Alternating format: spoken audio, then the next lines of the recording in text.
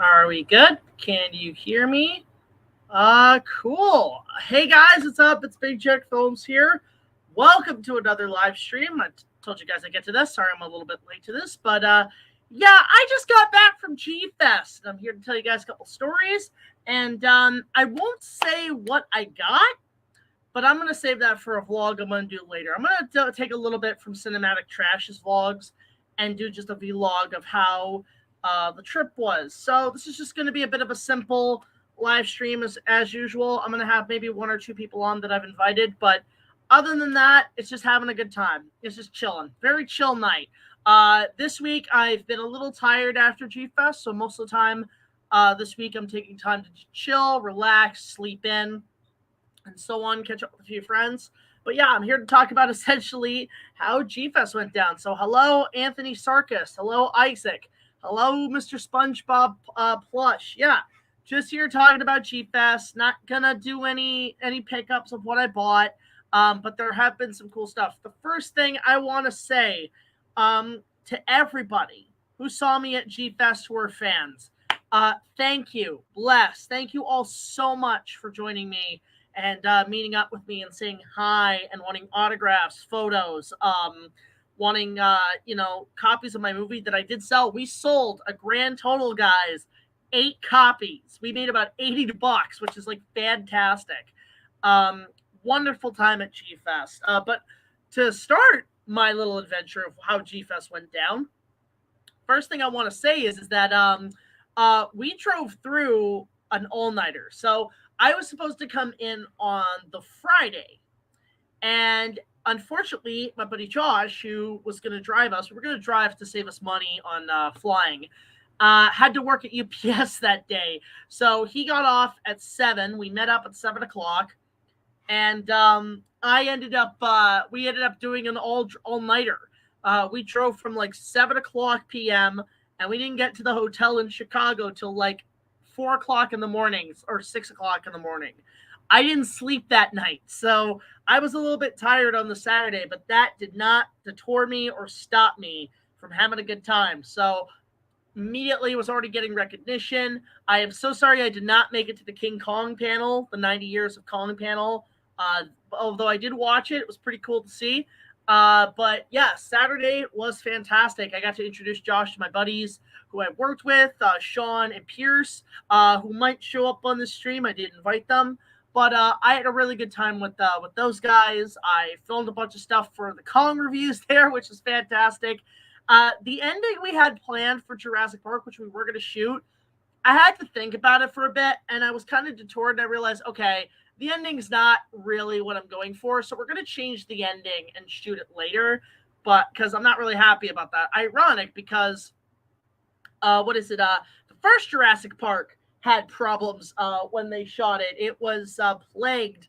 Apparently, like, they had a different ending, but Spielberg loved the T-Rex ending so much that he said, yeah, you know what, let's change the ending. I don't like this. So that's ultimately what happened on that end, and they reshot the ending. So I'm doing the same thing, but there's a lot of great stuff at G-Fest I did manage to get put into these episodes coming out. We're still shooting. We're still working on it. But so far we're having a good time filming this stuff. But it was good to see JTS Reborn again. And in person, I hadn't seen him in 5 years because of the pandemic and shit. Got to see Pierce again, which I haven't seen him in a long time. I'm glad he's finally back on YouTube. And then we actually went to Galloping Ghost Gaming, or Galloping Ghost Arcade. One of the coolest fucking places I've ever seen in my life. One of the coolest places. We went there. We filmed it. We just like got a little video. We played tons of video games. We did a lot of that stuff. It was great.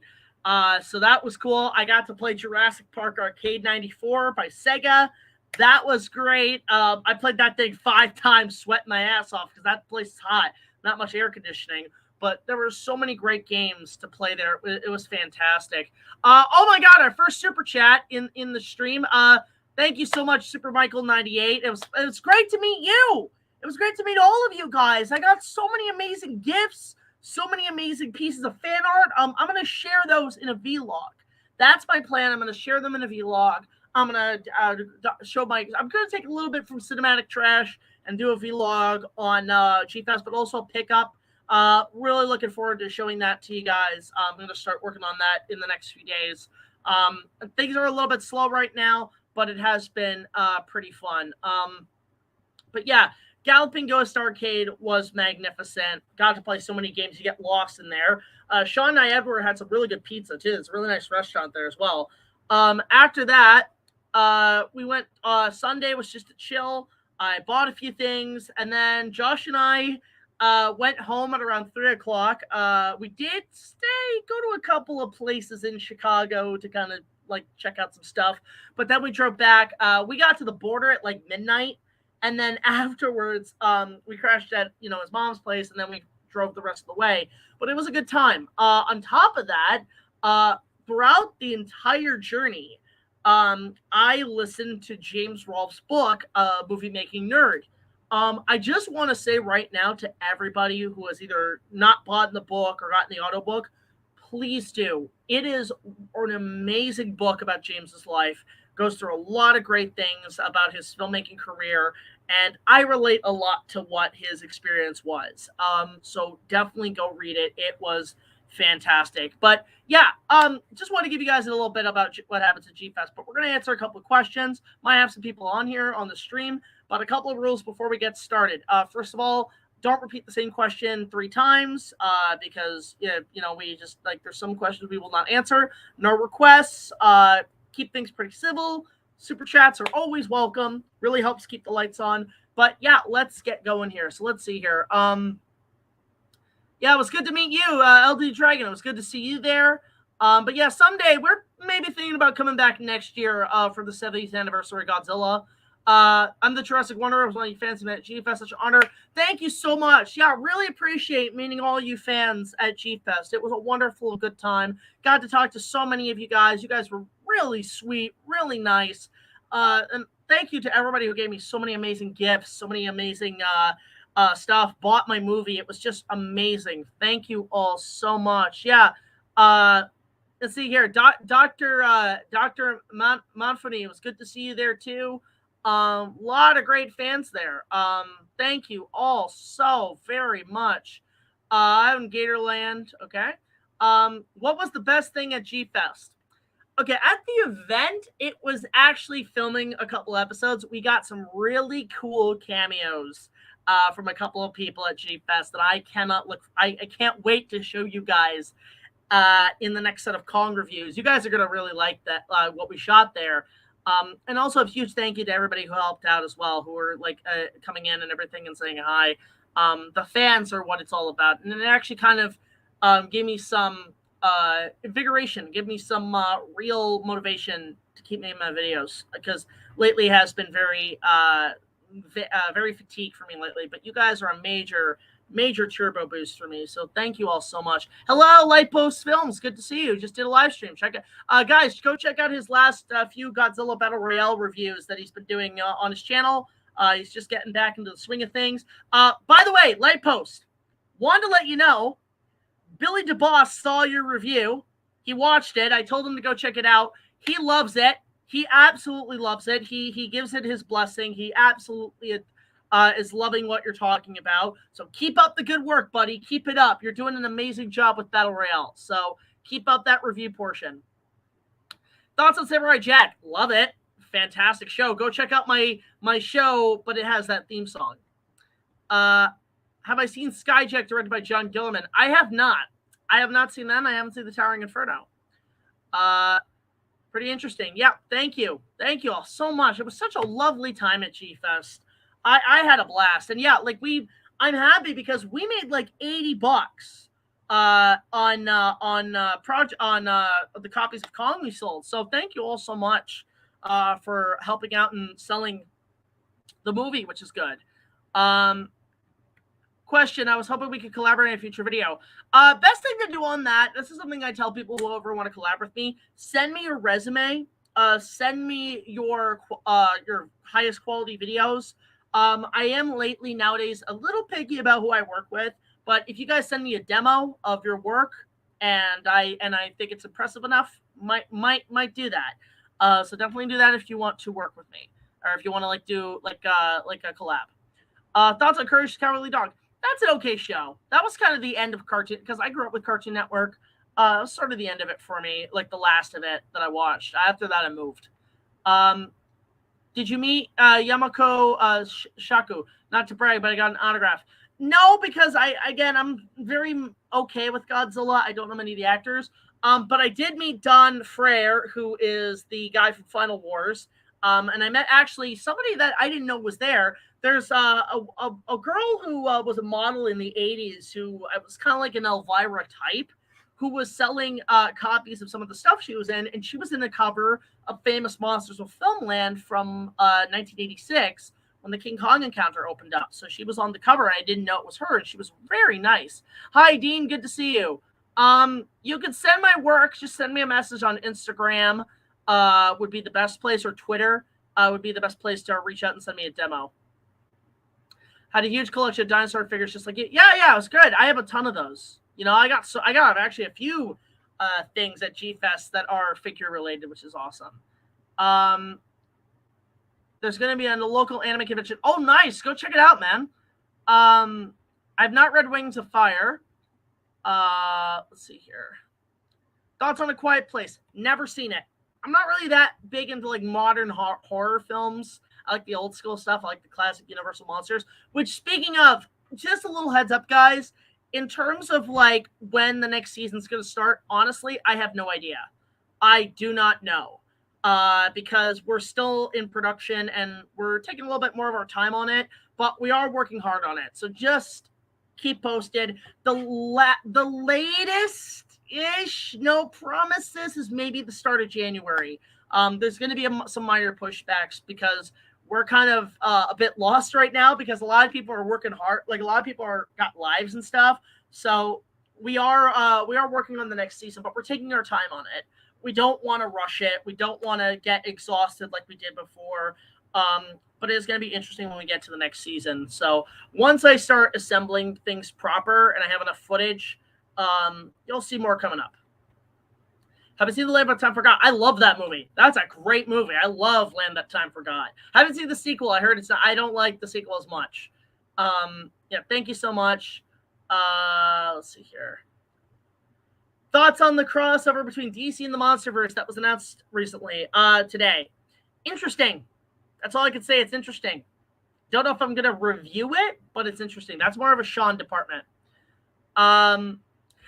In answer to your question, Adrian, I can see it in the chat, because we do not acknowledge him. We do not speak his name.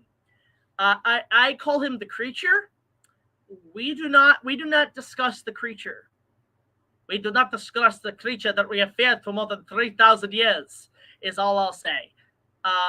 Thoughts on Camp Cretaceous so far? Okay, so for those who don't know, I am covering Camp Cretaceous for the Jurassic Park Legacies. I am currently on the 3rd season. It's pretty good.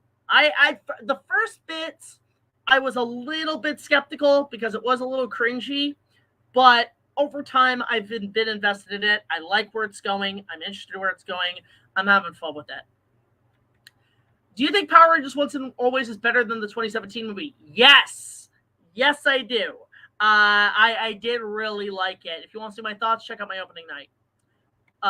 Played any of the GTA games. I've only played 4, and I hated it.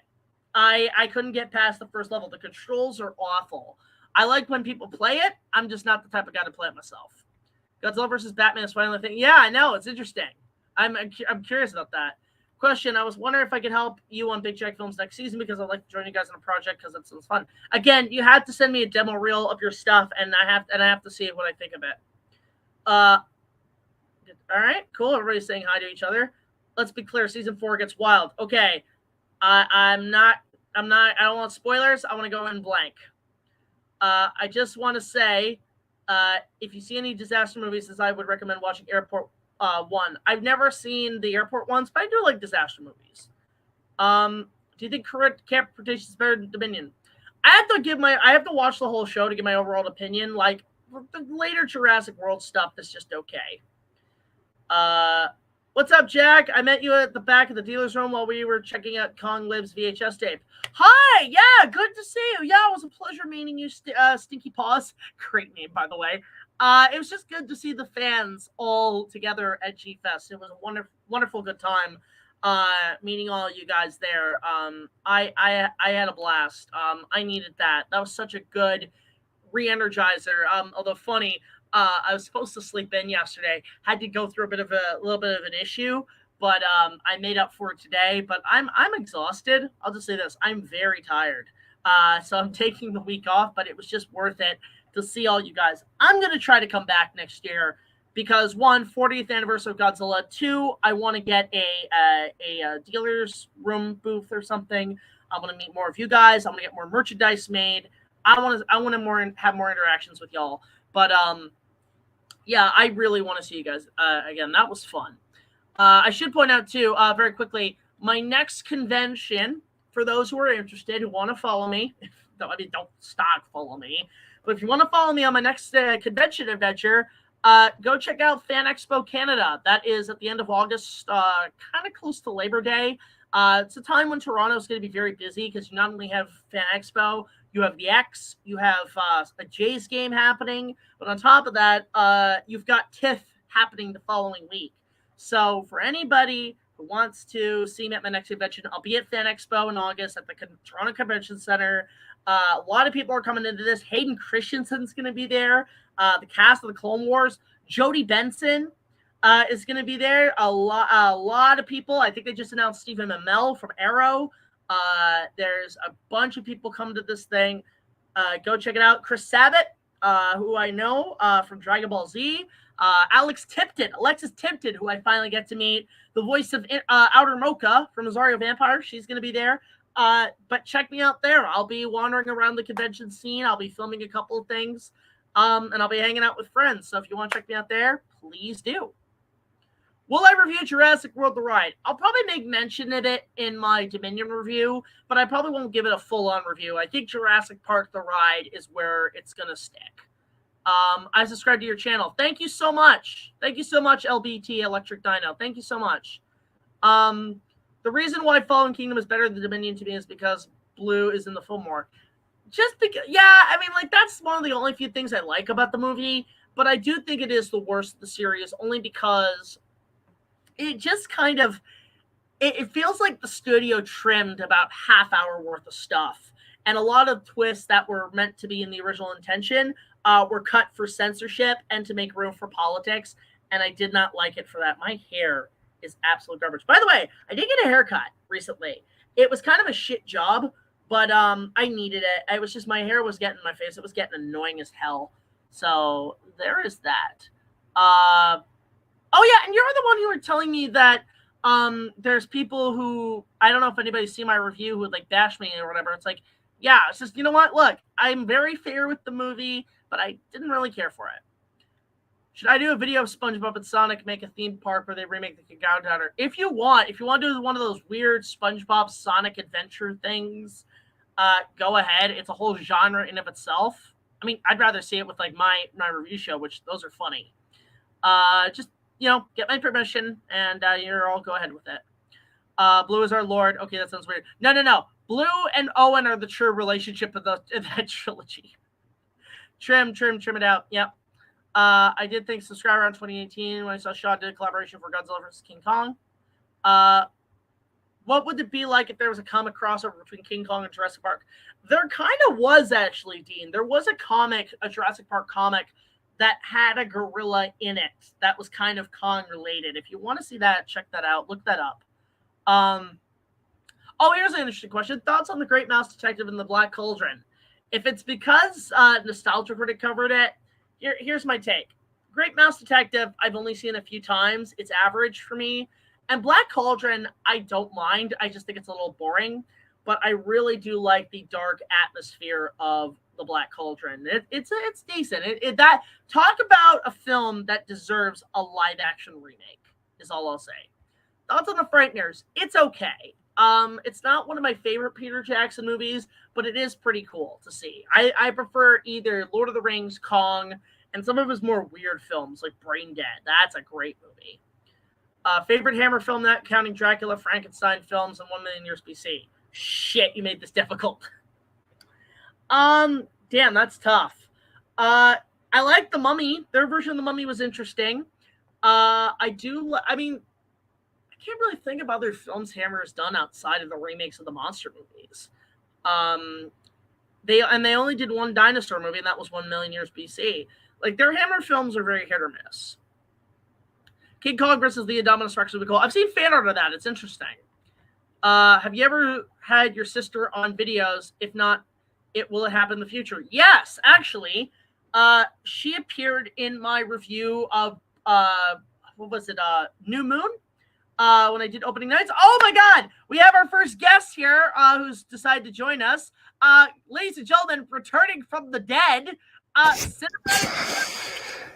Hey, look who it is. Look who it is. Good to see you at G-Fest, man. I had a blast. How was the trip back?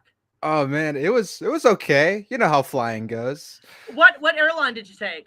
We took Frontier. Oh, well, last time I went, I took American Airlines. So American. Yeah. Although I think I told you the story that when I was flying, I met up with the Harlem Globetrotters. Oh yeah, you mentioned that a while back. That was cool. Anyway, how's the post-con G or post-G-Fest hangover? Oh man, let me tell you, I haven't slept that much in a while actually. That third day, I slept till I couldn't sleep anymore. I got zero sleep half the time because I was just busy working and just excited. I mean, after Galloping Ghost, I was on a high. That was like Las Vegas in a Costco. Yeah, dude, you were a maniac, man. You were running on fumes. I don't know how you do it. Well, I mean, like, we didn't get much sleep even on the drive because, like, Josh and we had to chug each other down with like Red Bull and shit because we just said no, just keep driving. Yeah, it was an adventure though. It was fun. Gosh, that's such a long drive. It was fun though. Well, 8 hours, but we also went through like a heavy thunderstorm with like flooded roads. It was insane. So. Wow. Yeah. But it was good. Yeah. So, you guys flew back, which was good. You guys got to Orlando okay? Yeah, we got in fine. Apparently there was around the O'Hare, Chicago area, there was like a bunch of tornadoes going on, and it went through part of the airport, and that's why when we initially flew into Chicago, afterwards a lot of flights were getting canceled, so our hotel was just mobbed. Our hotel was mobbed with people from all these canceled flights. Oh, that explains it. Because when I got there were still a couple of people who were still, stuck at the hotel. Yeah, there's like a couple of people who came from like I think Poland or something. I was like, oh shit. Well, good luck because they got stuck. It's interesting. The tornadoes in Chicago have been crazy. I know Doug at Nostalgia Critic, their studio got completely fucked because of the tornadoes. They lost the roof, and so I talked to Jim J-Roz, and he's still repairing it. It's not going to be in use for a couple of months. So wow, really?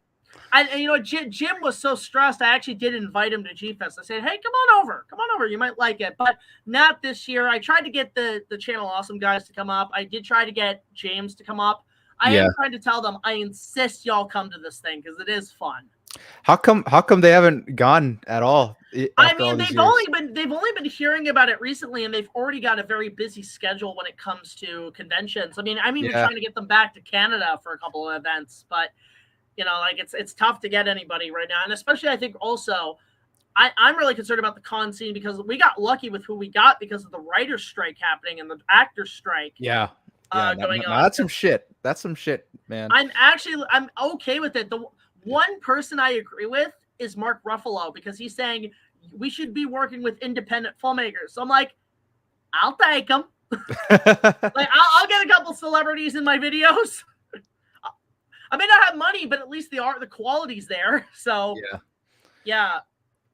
Well, even still, there's this year has just been a weird year for Hollywood, like as a whole, because you got these movies like Barbie and Oppenheimer, which are supposed to be like big deal Hollywood movies, as weird movies as they're supposed to be.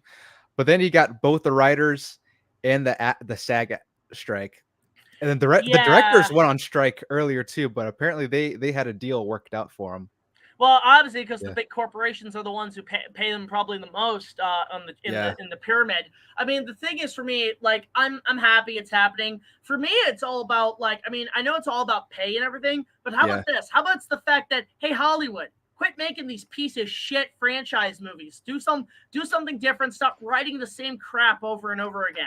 Yeah, I forget which studio it was, but their response to the strike was, we'll scan your face and own the rights to your likeness. I think that was Warner Brothers. That was Warner Brothers. Yeah, that was one. But then did you see what Universal did? What'd they do? So that if they get strikes on their studio lot, they cut the tops of their trees. Oh, I did see that. To make sure they burn to death. That's so slimy. Well, first of all, I mean, I'm not even mad about that. I'm mad at the fact that I'm a tree hugger. You cut the trees. What's wrong with you? Yeah, the environment doesn't matter if you're looking to make money. The environment makes no difference. Look, half of these, they're talking. People are saying like, oh, they're filming these interviews with these big corporations, yet they're flying off frame to their private jets. Hey, can we add the Epstein Island bullshit to this crap? For real. Yeah, it's nobody wants to talk about that, but it's one of those things where and know how bad Hollywood's getting. I've heard they've been reaching out to YouTubers and cosplayers to promote their movies. They are so desperate for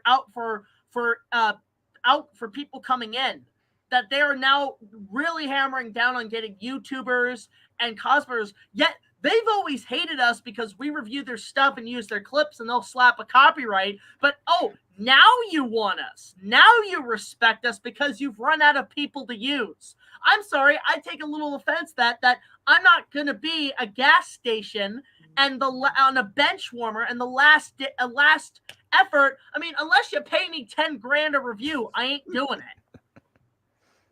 it. It wouldn't be the first time a studio was caught like paying critics to give positive reviews for them.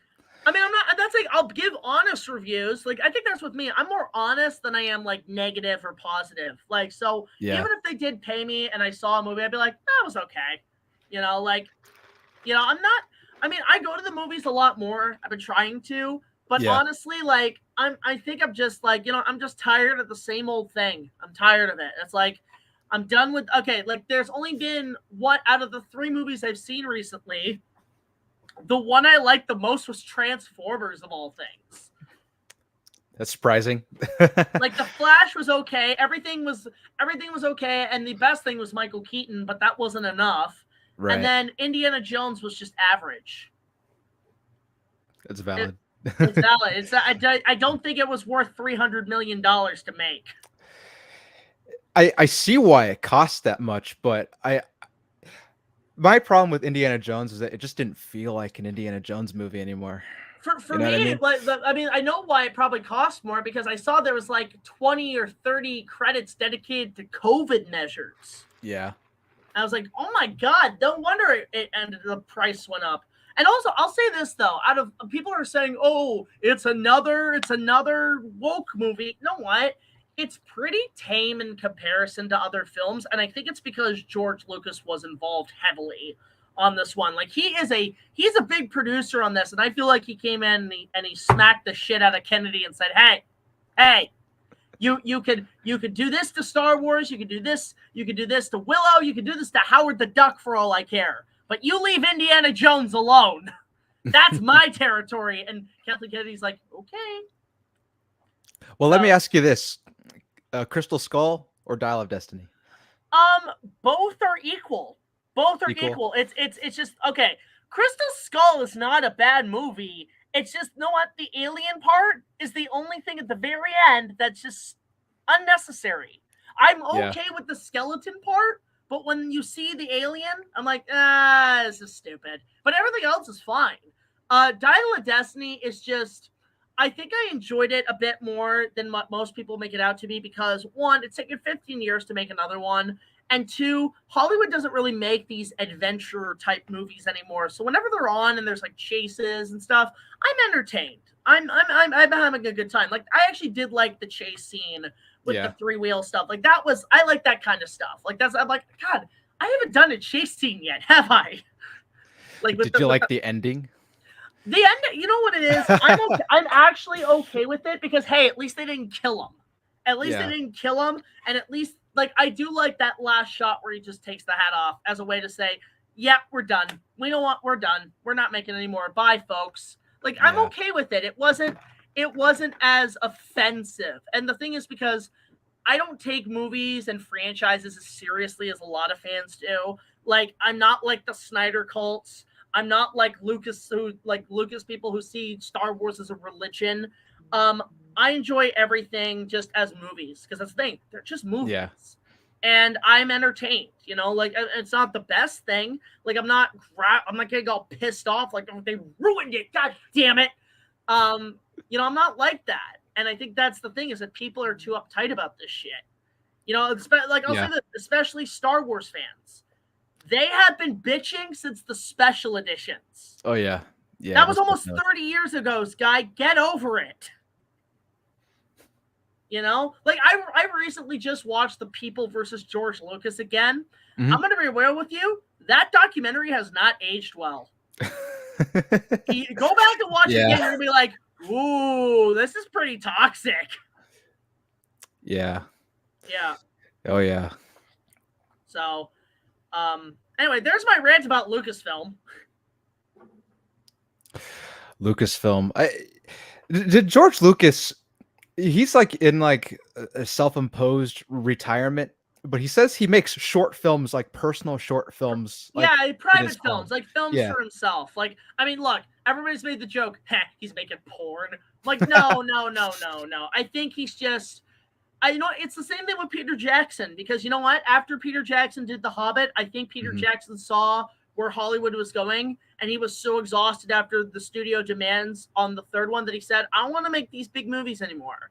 In fact, I think he sold a studio.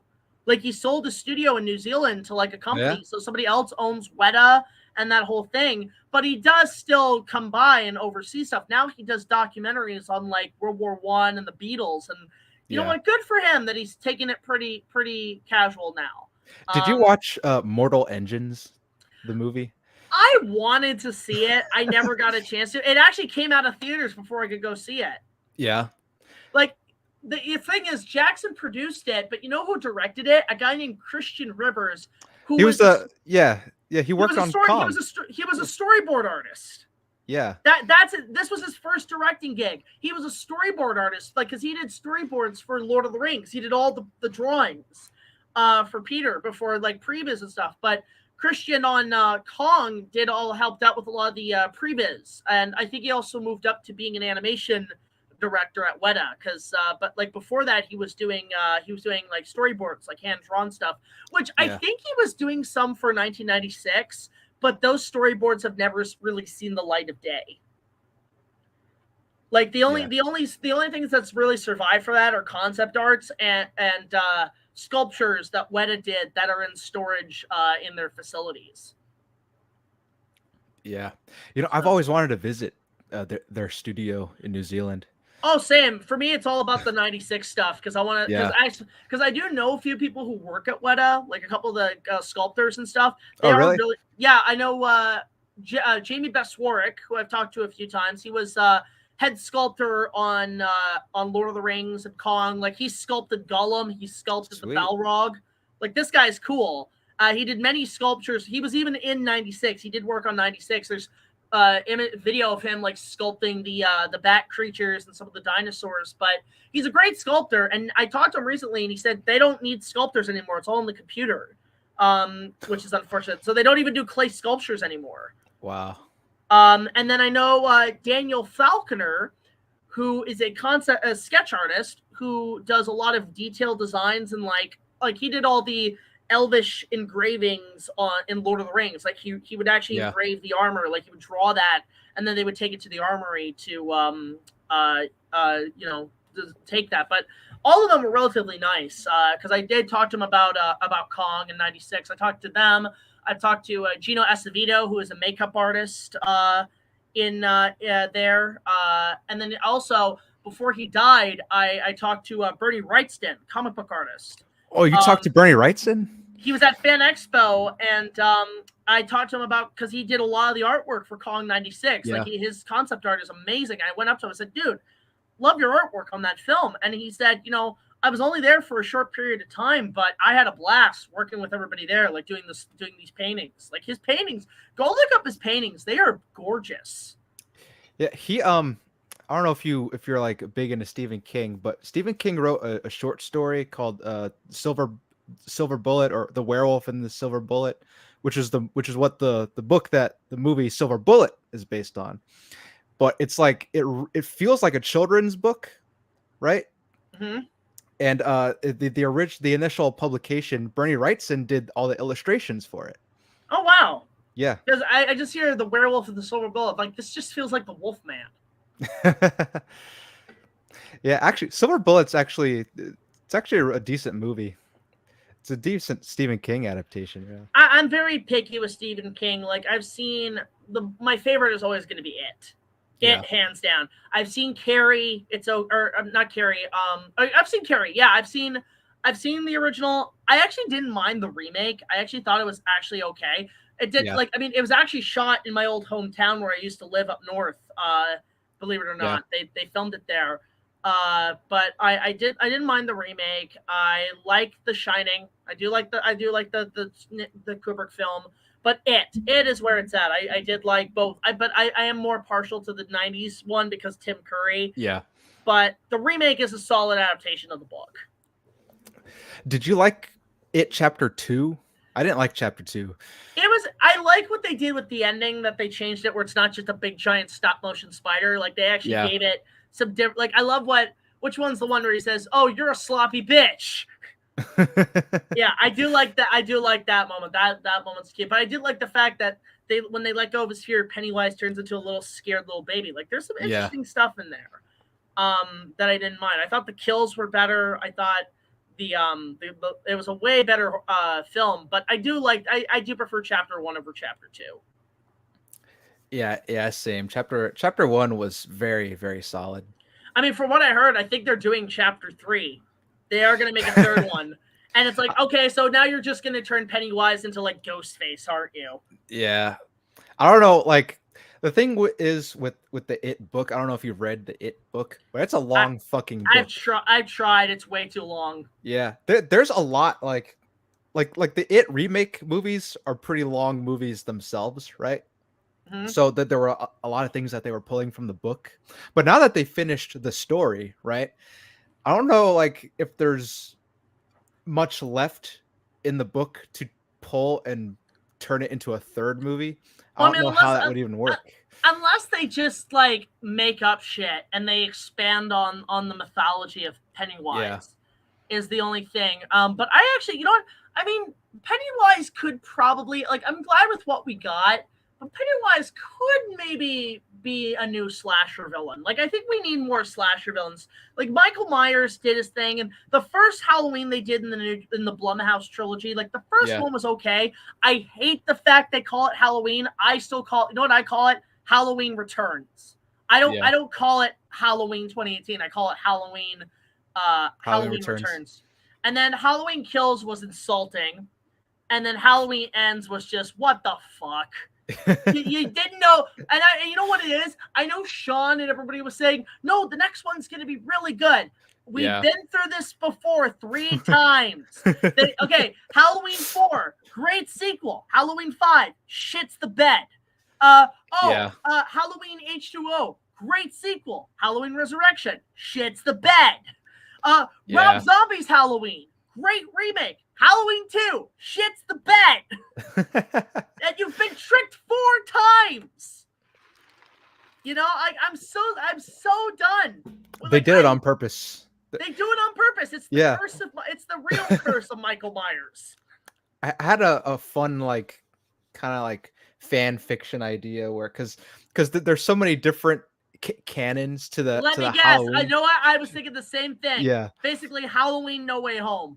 Pretty much, yeah. Michael Okay. verse or whatever. You know what? Here I've had that concept too. Here's my idea of what I would do. Well, first of all, I want to open it with a basic Halloween where like Michael's chasing this like person through like a abandoned house. And I had this idea where he puts this person's head through like the wooden panels, like through the floor and stuff. But here's my idea is that he's chasing this one person through this house, turns a corner, and there's another Michael, same Michael, and they do the whole like mirror look at each other. And the one part I want to see is them both tilt their heads. Yeah. Like at the same, and then they just start fighting like a monster brawl, like a monster versus thing where it's like Terminator 2 where they're putting each other through the walls. Yeah. And then the idea that they both look at the victim and they like nod and then they both chase after it. But what I do like that idea of doing a multiverse in Haddonfield. But here's the best part. Here's how you think, how the hell does this happen? We go back to Halloween 3.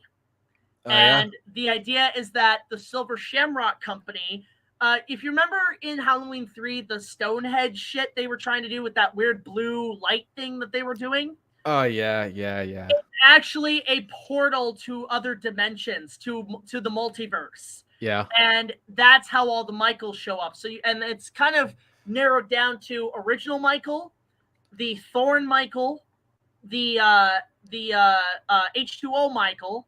Yeah. The zombie Michael and the Blumhouse Michael. So there's five different universes, 5 different timelines. Have you seen the Happy Death Day movies? I have not seen those. Those are like, it's like, I don't know if you've seen Groundhog Day, but it's like a slasher movie in the style of Groundhog Day. Okay, I kind of see that. And then every time she dies, she gets killed. She wakes up the next day perfectly fine, right? But she has to figure out the killer that way. But that movie had a sequel called Happy Death Day 2U. And like so it was like they had to explain why the time travel, what's causing this, right? So they explained that. So the next one, let's get Happy Death Day 3D. Exactly. Yeah. But in Happy Death Day 2U, because the girl's like college age, she's on like a college campus, and they explain the time travel by having like these college students in like an engineering class or whatever. They built like a time machine, right? I was gonna say, is it like the chalkboard thing in Back to the Future 2? Pretty much, they have a scene pretty much like that. It's pretty much somewhere in the past, the timeline skewed in this tangent, creating an alternate 1985. Oh, I love that scene. You gotta watch my Back to the Future video. I talk about that scene relentlessly. Because I believe Happy Death Day is a Blumhouse property too. They could have a crossover with that with Halloween and use that. They have a time travel machine already like made. You know what I mean? That would be interesting. It's funny because like I lost my train of thought. Shit. Just like I'd rather see that with Halloween. Just do a multiverse movie and end it that way.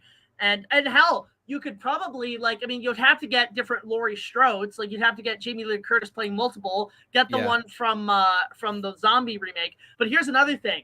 You'd have to get a few Dr. Loomises. You can't use Donald Pleasant, so you either have to deep fake it. Or one of the things I liked about Halloween Kills, I will give them credit, is that when they did the Loomis flashbacks, that it was an actor in makeup plus a voice actor, and it looked exactly like Donald Pleasant. So you know what? That's how you do it, but get multiple versions, and then get Malcolm McDowell in there somehow. Get him in that movie. I was gonna say The Flash. The Flash is kind of like Groundhog Day because they have what's called an inevitable intersection where they keep trying to change the outcome, but it's still the same. And honestly, like that's a good life lesson, especially when you're dealing with certain people in your life that just never change.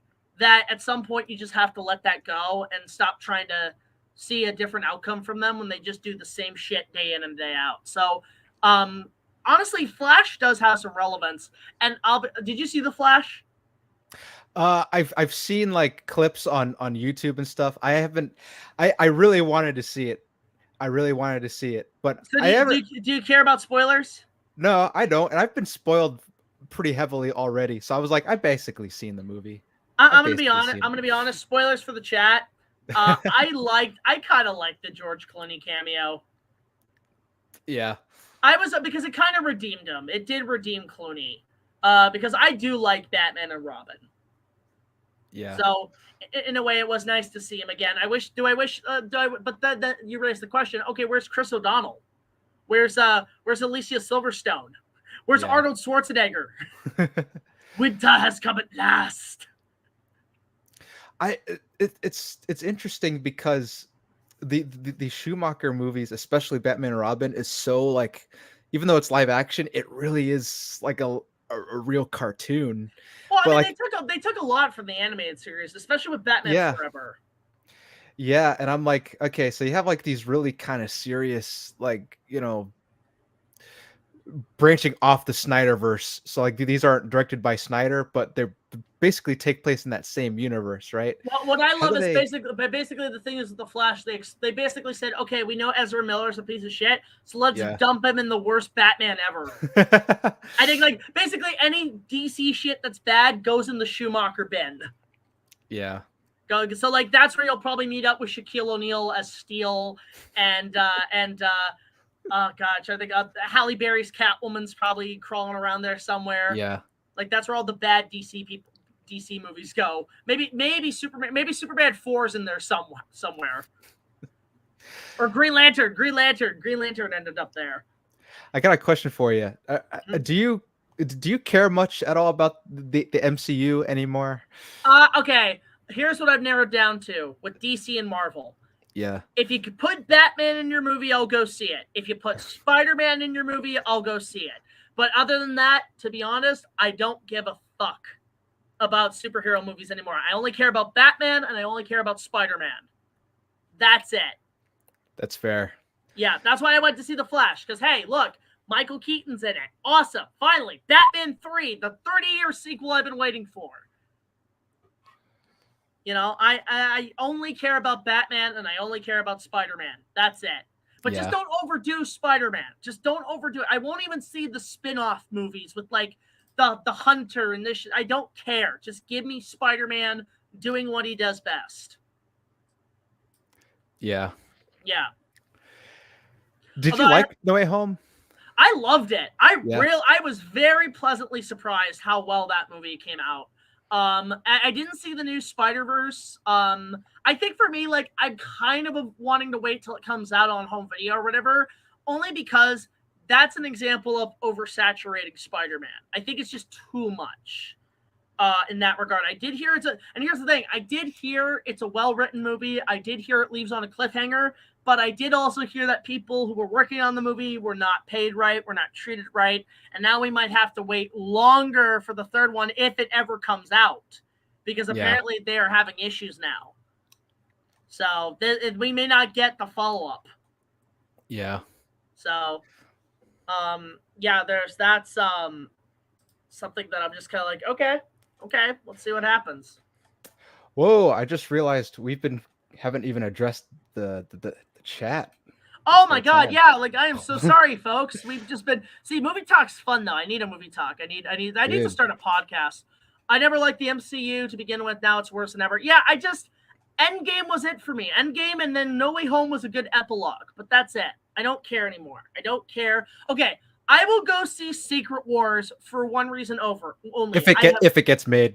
Okay, I have heard rumors that Tobey Maguire is going to be in the movie in the black suit. Fine. I'm okay with that because I don't mind Spider-Man 3. I'm okay with that.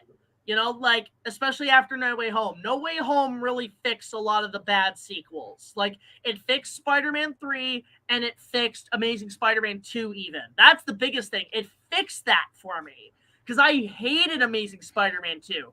Now I could go back and watch it and be like, this ain't too bad. This ain't too shabby. You know, especially when you know what happens with Garfield. You know, like, that's the best thing. Let's see here. Thoughts on Syncoceratops? The species? Meh, it's okay. I'm not too big into dinosaurs. I mean, like, I like dinosaurs, but yeah. Have I seen Rick Raptor 105? Don't know who that is. Don't know who that is. There will be a dinosaur fight. Okay, interesting. Awesome. Movie talks are fun. Yeah, like, agreed.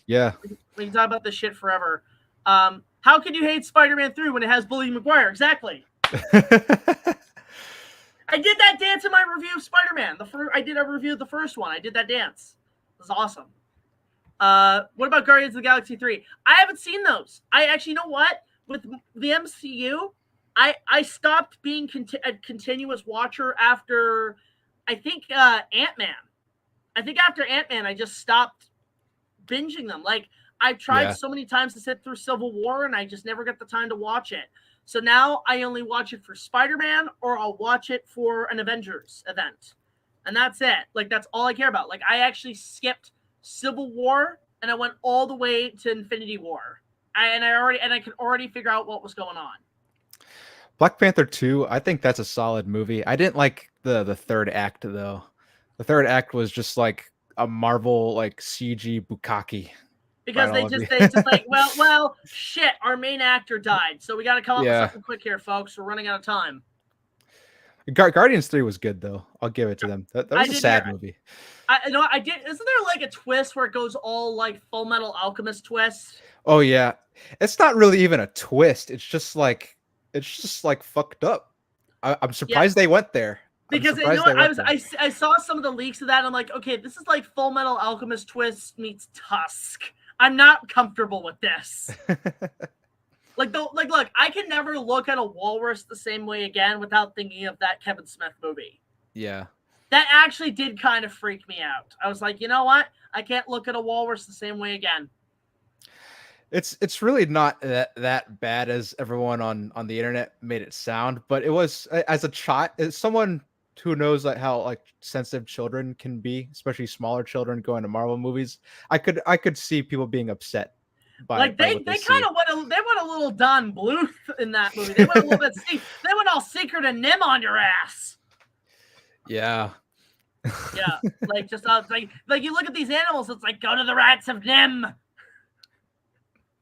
Actually, speaking of, at Galloping Ghosts, they had Dragon Slayer. They had the 2 Dragon Slayers, and they had Space Ace. Yeah, Sean was telling me about Dragon's Lair. Yeah, what was cool about Dragon Slayer, about the cabinet, it had like the torches and the fire, but it had Conan's sword engraved on the top of it, like the sword of Conan, which like that doesn't belong there. Where'd you get the Conan sword? For me, it was about Jurassic Park. That was the cream of the crop. I've been wanting to play that for almost 20 years, the machine, because it's an extinct species around here. You can't find it anywhere.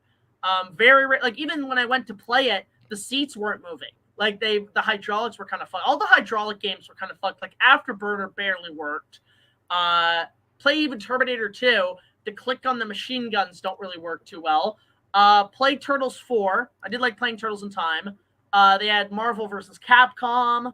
They had everything. The original Donkey Kong. They had original Mario, Pac-Man. They had everything. It was crazy. All the Mortal Kombat games. Like it was really cool. They had like Primal Rage 1 and Primal Rage 2, which never got released. Yeah. So that was pretty cool. Let's see. Yeah, sounds like a lot of fun. Actually, this is actually a good question. Thoughts on the deleted scenes from Land Before Time? I wish they still existed. I wish we got that extended cut, but we're probably never going to, because there was like half hour of footage cut from the original release of Land Before Time, the first one. Say what? There was like a half hour of stuff cut from the first Land Before Time movie because Steven Spielberg wanted to tone down the darkness. Oh yeah. Yeah. Wow. They apparently that's why Don left Universal. I think after American Tail and The Land Before Time, he was sick of Steven Spielberg sticking his nose and like making the movies too dark. So he left to join MGM to make All Dogs Go to Heaven. Oh really? Yeah, like Don went from studio to studio. He started with his own with Secret of Nim. Then he went to do Universal. He did American Tail, Land Before Time. Then he went to MGM to do All Dogs Go to Heaven. And then after that, there was sort of a middle ground where I think he was also working on Rockadoodle and Pebble the Penguin. And then he moved to Warner Brothers. He did Warner Brothers for a little bit to do Thumbelina and A Troll in Central Park. And then at the end of his career, worked with 20th Century Fox to do Anastasia and Titan AE. Okay. So, gosh, Troll in Central Park. No, that's a name I haven't heard in a long time. can I be honest? Like, people bash that movie. I kind of like it. Like, it's a kids movie. Like, it's a baby's movie. Like, I get it. Yeah. But it's the animation's nice. It's well painted. It's got some of the best background playings in a Don Bluth movie. Like, New York looks great. And also, you know what? Look, I love Dom DeLuise. Anything he made, I enjoyed as a kid. His voice is just so nice. His voice is just so heartwarming and compassionate. Like, Yeah. even when he's playing voicing Christopher Columbus in a piece of shit animated movie with Corey Feldman, I'm all in. But his song in Troll in Central Park, that's a nice song. Like, it's something you would hear with a bunch of hippies in a circle, right? But Yeah. like, there's moments where you want to just like whip out the lighter and just like do this, you know? Like, it's a nice piece. That movie actually does kind of hold up. You know, like it's decent. Actually, Huey Tumor has an interesting question or thing to say. He's like, can you blame Spielberg for wanting Land Before Time to be less dark? I mean, the only reason Temple of Doom was so dark was because he and George were going through divorces at the time. Yeah. Well, no, I think George was already kind of a year or two in because it was after Jedi. Actually, there's a theory why we can't get the original theatrical cuts is because they were so successful that it's one of those classic instances where the wife leaves and gets 50% of your profits, which a lot of people talk about with dating is that don't date women because like if you marry years later, they'll divorce you and take half your shit, right? They're entitled to have your shit, especially in California. So I think the reason George did the special editions was just because basically the idea was that because the theatrical runs were still making money, Marsha got like half the profits from all the releases. So George said, okay, I'm going to make a special edition that's different enough where it's my own original work. He's basically was doing a fair use thing. He was doing a whole, it's different enough from the original source material that it's my property, so it's fair use. So he basically changed it so he didn't have to pay his wife anything anymore. So he could like say, yeah. So unless Martha surrenders the license or dies, hate to say it, we ain't getting those cuts. We ain't getting the theatrical versions. These special editions are where they're at or scanned from 35mm prints. Have you seen the 4K 77 copy? I have. It looks nice, but for me, my favorite, the one I love the most is the silver screen edition, which was literally scanned from a 35mm print from 77. And it looks like a classic film. It doesn't look too polished. It doesn't look too clean. It looks like a 70s film. You know, it doesn't feel like compromised because, we got to make it look like the rest of the series. No, you don't. No, you don't. Who cares? Fuck the quality. My dad says hi, by the way. That's my dad. I bet your dad. Really? Yeah, he was at G-Fest, which 5 years ago. Shit, yeah. Are you going to review the World of Kong book in the future? As a review, probably not. I'll probably do an update on my book and format episode, especially after what I bought at G-Fest, but that's for another video. But I'll probably do something about that at some point. Thoughts on Clayton Fattori? Oh, he's probably, next to Jurassic Collectibles, the best Jurassic Park YouTuber. Like, the best. Like, that guy knows his stuff. I get a lot of my research from him, actually. So, let's see here. Thoughts on the Child's Play franchise? It's okay. I like Chucky. I like him when he's more just, like, chill, and he's not too scared. Like, he's not even scary. He's just funny. He's like he's like the Joker. I like the movies. I think there's only one movie that I just didn't like. That's Seed of Chucky. But even that has some scenes that I think are just hilarious. You know? Yeah, there's some funny ones. The thing is like, you know, it's funny. I say that like, you know, Chucky's basically the Joker. I'm like, why the fuck hasn't Brad Dourif played that part? Okay, imagine if they did a Batman movie and they got Brad Dourif as the Joker and Jennifer Tilly as Harley Quinn. Huh. I don't know why I want to see that. That's not a bad combo. Get Universal and Warner Brothers with DC Comics. They make a Joker Harley movie, and it's just Brad Dourif and Jennifer Tilly. Just say do Chucky and Tilly, and then just do it as Joker and Harley. I would watch that. Oh, actually, Triassic Biter says, what are your thoughts on The Lost World 1992? The one with John Rhys Davis? I like it, except the only thing I like about it is John Rhys Davis because he can say the title really cool. Like, he literally, every time he says he title drops, he says it with such amazing epicness. It's like, what is that, Mr. Challenger? And he's like, that is The Lost World. Like, trailer. There you go. Like, get him into the trailer. But it's funny because I actually met John Rhys Davis once at a Comic-Con. Oh, yeah? And it was funny because I was telling him, hey, loved you in Lord of the Rings, loved you in Indiana Jones, but I had to tell him, listen, man, The Lost World. I watched that when I was a kid, and I was always wondering why there was not, the dinosaurs were barely shown. And this is what he said. My dear boy, they don't have enough money. He said they ran out of money and they had to use what they could. And I said, well, somebody better do a special edition and add those dinosaurs. He's like, oh, I agree 100%. Somebody should I've seen those fan edits. Like, somebody do that. That's funny. I wonder if he's like that everywhere he goes. Oh, he's a very nice. He is a gentleman and a half. Like, he is a very nice guy. Like, it's funny because, like, I saw that he his middle finger's gone, right? He doesn't have a middle finger because he lost it in a lawnmower accident. And then when he made Lord of the Rings, his middle finger was a prosthetic. Oh, yeah.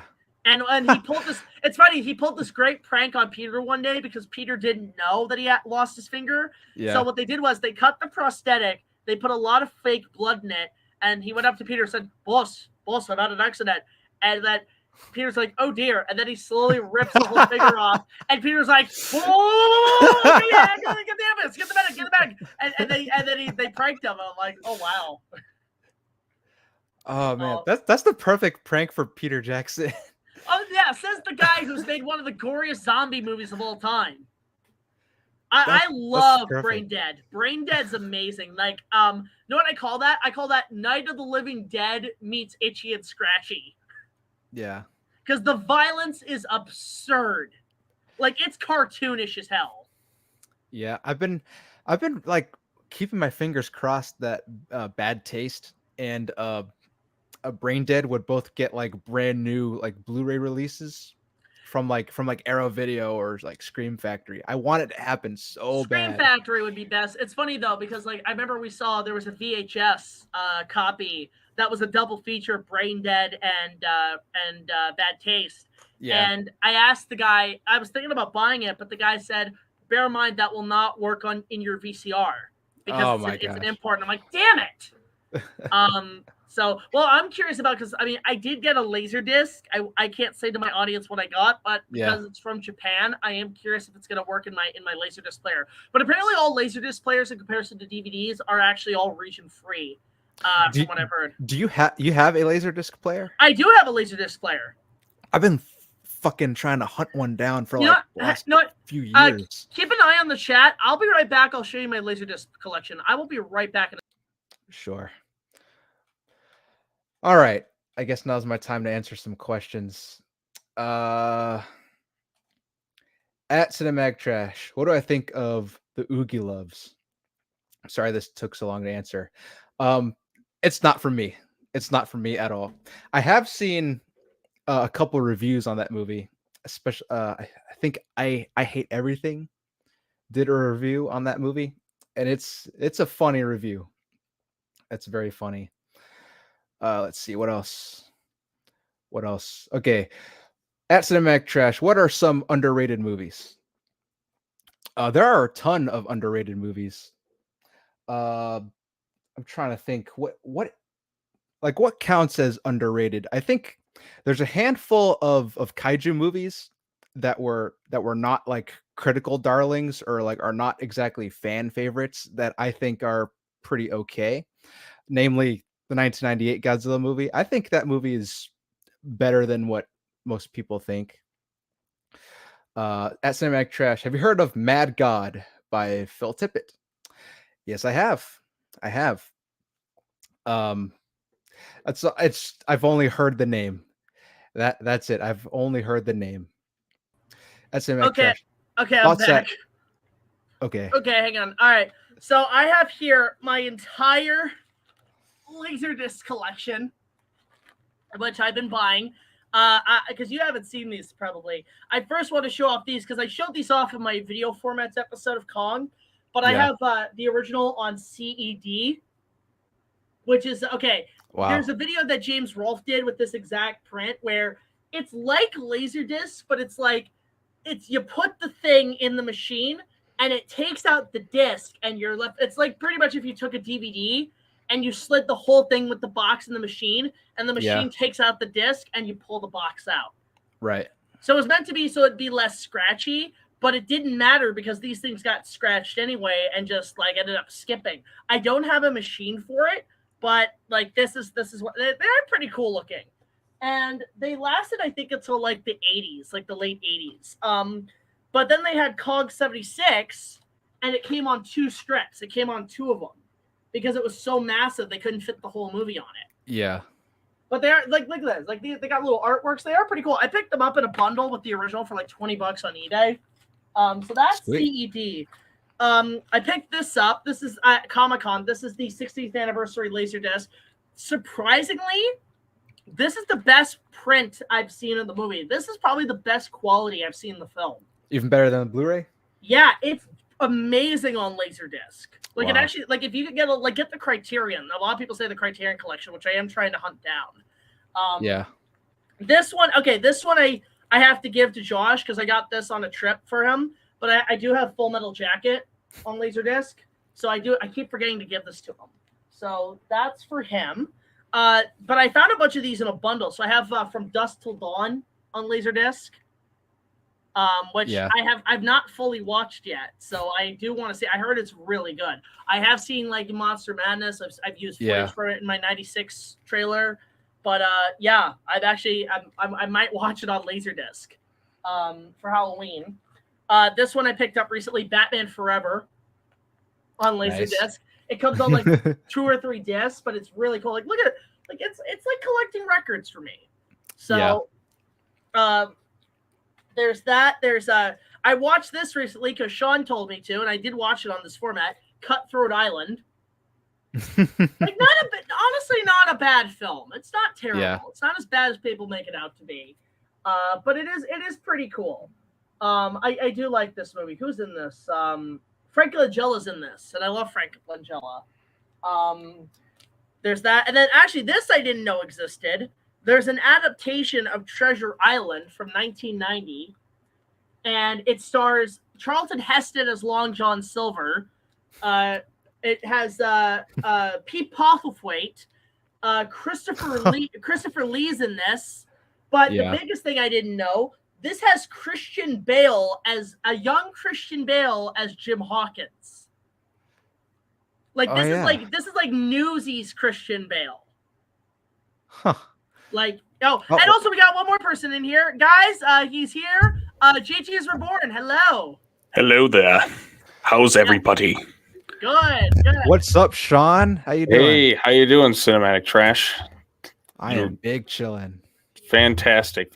Boy, it's been a crazy couple of days. Oh, yeah. It has been. Yeah, I mean, I was just showing off my Laserdisc. I literally didn't get home till like 10 o'clock, so I just got cleaned up, and I'm like, oh, let me try and jump on for a little bit because I got work in the morning. It's been a very long, busy day. I hope you're all doing pretty good post-G-Fest. How was the drive back to Detroit? Honestly, it was way faster than the drive to Rosemont, because like the trip there took like 5 hours. The trip back took less than 4. Josh and I didn't get there till like midnight to the border, so we actually rested in London, and then we took the rest of the trip back. So you drove overseas to London? Wow, that's a bit of a detour. Okay, no. There's a London, Ontario. That's like right on the very end of the west of the province. Okay, that's cool. Also, if my stream cuts out, I don't know what's happening. My browser just keeps closing automatically, so I've had to reopen it a bunch of times. I don't know why. It just randomly technical issues. I remember like when Pierce and I were streaming like not too long ago, my internet just cut out entirely. And it was like a blank state for like 10, 15 minutes. I had to put like my phone on like hotspot to kind of get it to work. Actually, I wanted to know too, Sean, what do you think of the announced comic of the Justice League versus Godzilla versus Kong? Apparently, it's not officially announced yet, even though they're showing stuff off at San Diego. It leaked. Well, I mean, I did a community post when it officially becomes announced. But like, I mean, let's face it. I recorded a video, but then I saw things were getting taken down. So I'm like, you know what? I'll hold back for now until the official press release comes. When is San Diego Comic-Con? Is it this weekend? It's this weekend. We were supposed to get a first look at the new movie. We were supposed to get a first look at a bunch of stuff, but unfortunately, the strike's going on, which understandably so. I mean, you got concerns about artificial intelligence and all the crazy stuff with it. Skynet. It's all Skynet. You know what? I was talking to somebody like this. I'm like, you know what? I wouldn't be surprised if these big Hollywood executives were just AI themselves, disguised as humans. Yeah, they're all Skynet. That's how they're going to take over. They decided, it's like we're going to destroy we're going to basically destroy John Connor's future by destroying the franchise. Or you know what? It's not AI. It's like They Live. They're just aliens, and you have to like have the special glasses to see them. I'll say this: it's interesting because like it was kind of in the air because like one of the review, like I won't say what reviews we're doing, but I was kind of tinkering how I could build it up with getting to a series of reviews I'm going to do in the future. But considering AI technology, honestly, doing a couple of rewrites on my scripts for the next season, we're going to focus a lot on AI technology this season because we want to say our piece on it, but we also want to make it a huge problem and protagonist or antagonist to the next season. We want to deal with artificial intelligence. Yeah, the villain in like the new Mission Impossible was literally AI as Mr. Sponge Plus as referencing Mission. Great movie, by the way. I mean, Tom Cruise. Honestly, they should do a Mission Impossible where it's Mecha Ethan Hunt. Well, I mean, you never know how. Do a robot copy. Well, I mean, we have the AI machine right now. Like as the entity, as it's known, is the main like antagonist, and they do face recreation. I'm betting you will probably get something like that in the next movie. Actually, the next G.I. Joe movie that should be Zartan's abilities. He just uses AI because in G.I. Joe, Zartan is able to like disguise himself as other people. So why does he just use AI technology now? Well, I mean, they do the face swapping things in Mission Impossible, so yeah. So sorry, Ethan. I don't think the rubber mask is going to work this time. It served them pretty well, but you know, the latest movie was pretty solid overall. But you guys enjoy your G Fest? I mean, I thought it was a really good time. I know you got really that last video you got editing right now. I had a fantastic time. It was like I felt like it was like the end of a big journey on Sunday when like, you know, Ted said the final goodbyes and then I like rolled off into the sunset to the Jet Jaguar song and and I'll say this too, Cinematic Trash. I'm actually going to be like doing my own vlog of just pickups of what I picked up at the event. But I'm going to take a little bit on your end. I'm going to take a little bit on your end and just do just kind of explain a little vlog of what I did briefly before I get to the pickups. But yeah, because there's a lot I want to talk about that I I was going to do like a little intro. I have not. This is my first time opening up my computer since getting back home. I ended up not doing a day 3 or 4 video because I went to sleep pretty early on the third day, and then the day afterward we flew home, so I was busy. So now I'm like, I'll just do like my overarching G-Fest video. Yeah, that includes day 3. How's the weather been in Orlando lately over the summer? Because I usually go in like February to April when it's nice and cool. So the weather in Florida tends to be pretty bipolar. You know what I mean? Great. So like, you know, some days it really isn't that often. I don't think. Sometimes we'll have like a straight 4-day stretch where it's just nonstop rain, but then we'll have a solid 3 weeks where there is no rain and the sun is just beating down on you all day. And then a lot of days it'll be really sunny and then it'll downpour really bad for like maybe 20 minutes. And then the rest of the day is fine. When do you get the hurricane seasons?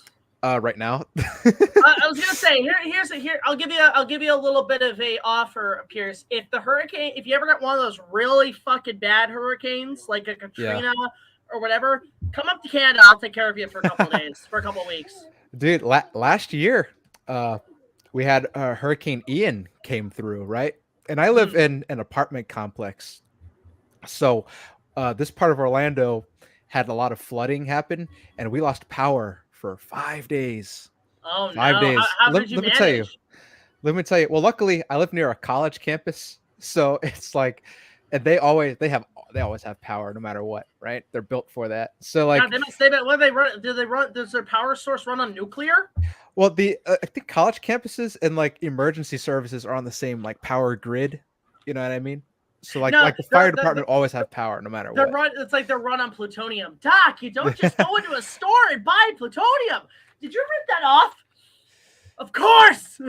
Yeah, but the problem with having no power for 5 days is that like your water heater also has no power, right? Oh, fuck. And then so it's like, let me tell you, taking a cold shower in the dark when you don't have light on is not the move. Doing your business is in the dark is not the move. I mean, you think too with like the amount of rain and stuff you get, the showers must be really powerful though. I guess.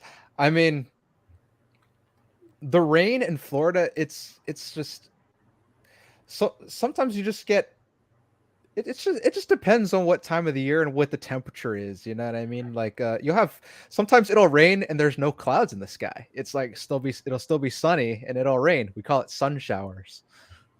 Actually, do you remember you've probably heard the story about the 1998 tornadoes that hit that were like really bad? Yeah. I was in that. Oh, really? I was on a family vacation in 98. It was my first time to Orlando. We went to Disney World. We went to Universal Studios. That changed my life. I went on Confrontation. It was the coolest time. It inspired me to be a filmmaker going to that trip. But then at the very tail end of it, we were in a hotel, but we were seeing the damages. Like we drove through the devastation, and it was absolutely nuts.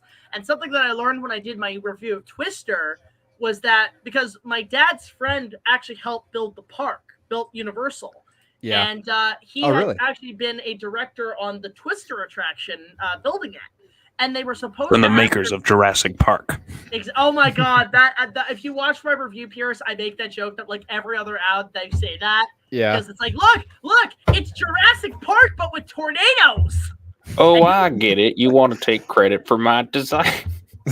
You stole our idea, Jonas. Unrealized idea. Unrealized.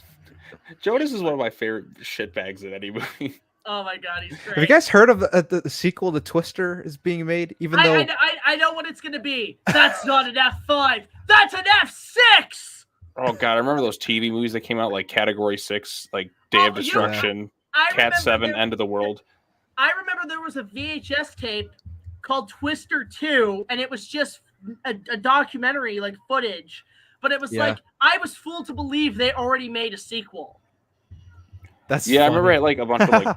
I remember having like a Tornado VHS back in the day. Yeah, there was a movie called Tornado that came out the same year with Bruce Campbell. Remember a movie called Night of the Twisters. Night of the Twisters. But yeah, well, it's interesting. Randy Quaid and those like cat, like they used to have like the big TV disaster movies. They get all these different actors in. Randy Quaid was in 2 of them. And like they just used stock footage because they couldn't afford special effects. Honestly, like the tornado effects in Twister still hold up remarkably well. They look better than like most movies today. I'll be honest. I would say the best tornado effects I have ever seen in any film is actually The Wizard of Oz. Like, No Day After Tomorrow, love. No. Because first of all, like CG handles everything. But I look at the tornadoes in Twister, and I'm like, first of all, that's an in-camera effect for 1939. Yeah. How the fuck did they do that? Second of all, it looks real, and the sound and everything. I'm like, that's terrifying. I'm like, for 1939, I still look at that like, how the hell did they do that for that time period? Like, also, I heard during the making of Twister, the actors almost went blind due to the lights.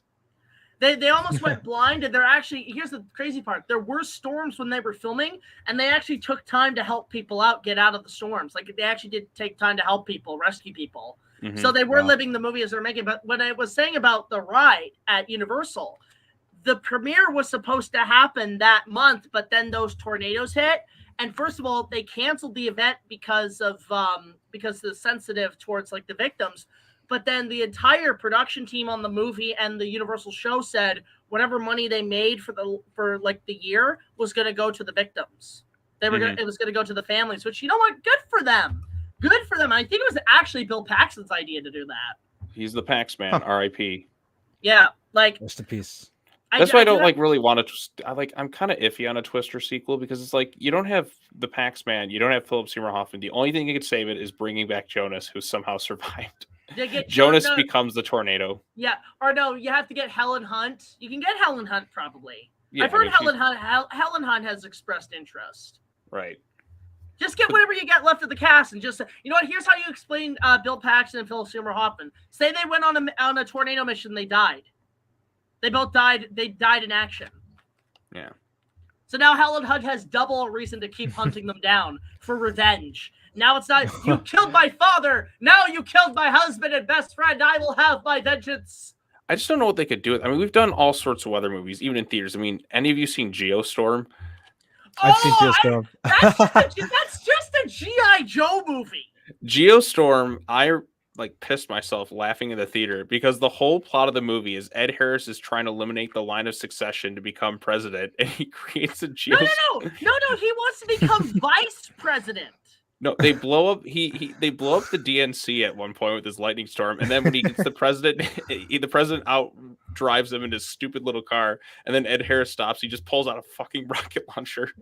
No, and he just shoots it. Here's my problem with those type of movies. You know what? That movie has the same plot and villain plot as the Recess movie. Because in the Recess movie, James Woods wants to use a Death Star tech. The Recess movie is pretty good, though. Yeah, he wants to move the Earth into a different orbit to create a second worldwide ice age just so he can keep kids in school 24/7. Which, first of all, that makes no fucking sense in terms of just structuring schools. Second of all, you're pretty much destroying our entire planet's ecosystem. Third, your position of power and goal is president. Hello, you have a Death Star tech. Tell them you want to rule the world. Be like Pinky in the Brain. Pinky in the Brain would be saying, "You're an idiot. You're not thinking high enough." James Woods in that movie is pretty fucking funny, though. Know, he looks like the villain. Like, the animation makes him look like the villain in Godzilla vs. Kong. Like, he looks. Oh my god, he dies! Fan artists, make a Recess art style of that movie, but put James Woods in there. I will pay you. Maybe. But no, good old James Woods. They all want to be president. I'm like, you have this technology. Declare yourself emperor of the world. Apparently, the movie went through a bunch of reshoots, though. So I don't know what the original story is, but like, it's so funny, stupid. Like, that was like one of the last great So Bad It's Good movies I saw in theaters. I am craving a So Bad It's Good movie. Like, you have no idea. I want something so bad, but I'm like laughing the entire time. The Meg 2, maybe. Well, the Meg 2 is like. Will actually have more quality to it. You guys seen that trailer for the Meg 2 with the T-Rex? Yeah, I mean, look, that's fine, but that's probably only gonna be the first bit of the movie, and I don't need to see the rest. Apparently they have other dinosaurs in the movie. Come again? Yes, there's like I don't know. They have like I guess like a Loch Ness monster type dinosaur. So are we getting Nessie? Is the Loch Ness monster? Is the legend true? Well, they're in the same. Well, the author wrote another book about. Yeah. Loch Ness monster, and it's set in the same universe. Let's get the Meg versus the Loch Ness monster versus a Leopleurodon. Right. So we got a giant squid, and we got a kraken in the new Meg movie. Basically, it's a studio making asylum movies, but with actual budgets. Yes. Okay. So. Can the Meg do what it does in Mega Shark versus Giant Octopus, where it jumps in the air and bites a 747? Probably. But can we get that?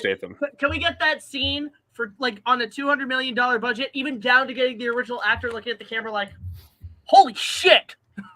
We're only like 2 weeks away from the movie, I think. I haven't even seen the first one. No, I caught the bit of the first one on TV. The first one is like a mixed bag. Like sometimes it's fun, sometimes it's like overly too serious. Like it needed to embrace more of the campy tone.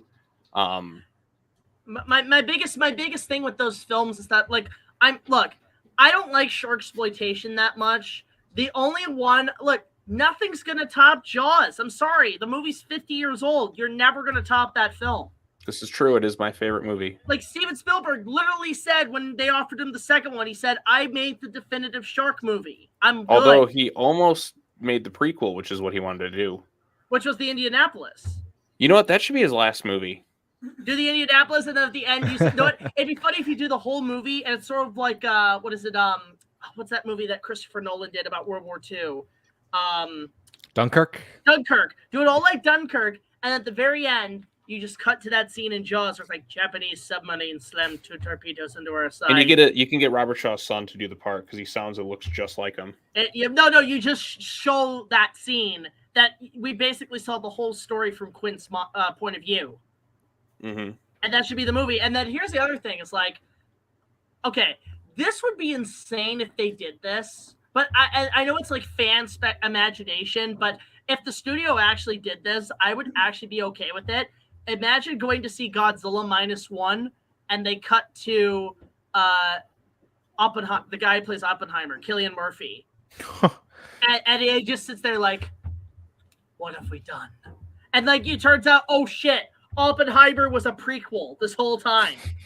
And then the next Godzilla trailer says from Toho Studios and producer Christopher Nolan. That would be like the greatest crossover event in the history of crossover. Christopher Nolan would make a great Godzilla movie. He would make a really good Godzilla movie. Why didn't he do 2014? He probably thinks Christopher Nolan, as great as he is, he might. What's the word am I looking for? He probably thinks Godzilla is schlock. No, I think he could probably do something with it. I think he could probably imagine his next movie he's doing Godzilla. It turns out it's a sequel to Oppenheimer. Yeah. And he just straight up calls it Godzilla versus Oppenheimer. Like here's the thing. From what I've seen from the film, from the trailer for Godzilla -1, is that it is basically Godzilla's a big giant salt in the wound to Japan's surrender. But here's the thing. Since Godzilla doesn't take 10 years to come out, and this is right after World War II, is Godzilla going to fight? I mean, like, look, Japan doesn't have an army now. So is he going to fight the American army? Is he going to fight the Soviets? Like, that's what I wonder. I would love to see Godzilla versus the Soviets. Like, that'd be amazing. How many years after World War II ends counts as post-war Japan? And when does it end? I would say post 54. Post 54? Because the last bombing they did was with the Lucky Dragon incident earlier that year. Okay. So that was sort of the end of it. Because it would be cool to see Godzilla in the 40s, but because they didn't like confirm that it was indeed the 40s, they just say post-war Japan. I'm thinking it could just take place in 1954 still. I want to see after World War II because I think it would just be an interesting alternate history to see, like, you know, all of a sudden the Americans and Japanese need to join forces to fight Godzilla. I mean, even get the Soviets in there. Or imagine, like, Godzilla taking out, like, leftover German fighters. You know, like, one of the ideas I had for a MonsterVerse spin-off movie is do a Mothra origin story and have it take place in the center of World War II and have Mothra fight the Germans. Like, she's there in Berlin. Like, when, like, the big battles of the liberation of Berlin happens, the skies go dark for a bit, but that's actually Mothra taking care of business. Like, imagine Mothra versus Nazi pilots. That'd be amazing. I would love that. Like, do a Rodan movie where it's like Top Gun and set in the 80s, but have like Rodan. Like, I would like those kind of spin-off films. Do an Anguirus movie, you know? Like, get some Anguirus stuff in there. What are the odds of them, like, what if they continue the MonsterVerse after Godzilla X Kong? What are the odds that we'll see like new stuff versus just like I know there's you know what? The sky is the limit because we're getting the Justice League. Here's the thing. I think it's officially canon too. Like they said because they said the crossover of the MonsterVerse and the Justice League. So how are they going to explain the dimensional stuff? That'll be post. How funny would it be if it takes place in all the MonsterVerse takes place in the Snyderverse? You know, I'll be honest. Henry Cavill comes back for this. You know, Henry Cavill was originally supposed to be in 2014 as Ford Brody. He was like circling it before like things change. Imagine missed opportunity. My God. Superman. Honestly, you know what? I'll pay for Superman versus Godzilla. I'll watch that. As dumb as it sounds. With how crazy the MonsterVerse movies have been getting with each entry, you look at 2014 because I just watched it at the Pickwick the other day at G-Fest, right? And I realized, wow, these movies used to be so realistic. Even though they're about giant monster movies, they used to be so realistic. Godzilla versus Kong, they're downloading an energy signal. You know what I mean? Like at this point, they could totally just bullshit an explanation. They could totally do what I've been wanting to see and do Jet Jaguar. He shrinks to human size. He takes the mask off, and it's Bryan Cranston. Just give me that shit, because Bryan Cranston got duped. Bryan Cranston got ripped off. The reason I've distasted 2014 is because Gareth Edwards kept teasing Godzilla. Like, we get it. We know. He's a big lizard that smashes shit. That's what we pay for. Stop teasing us.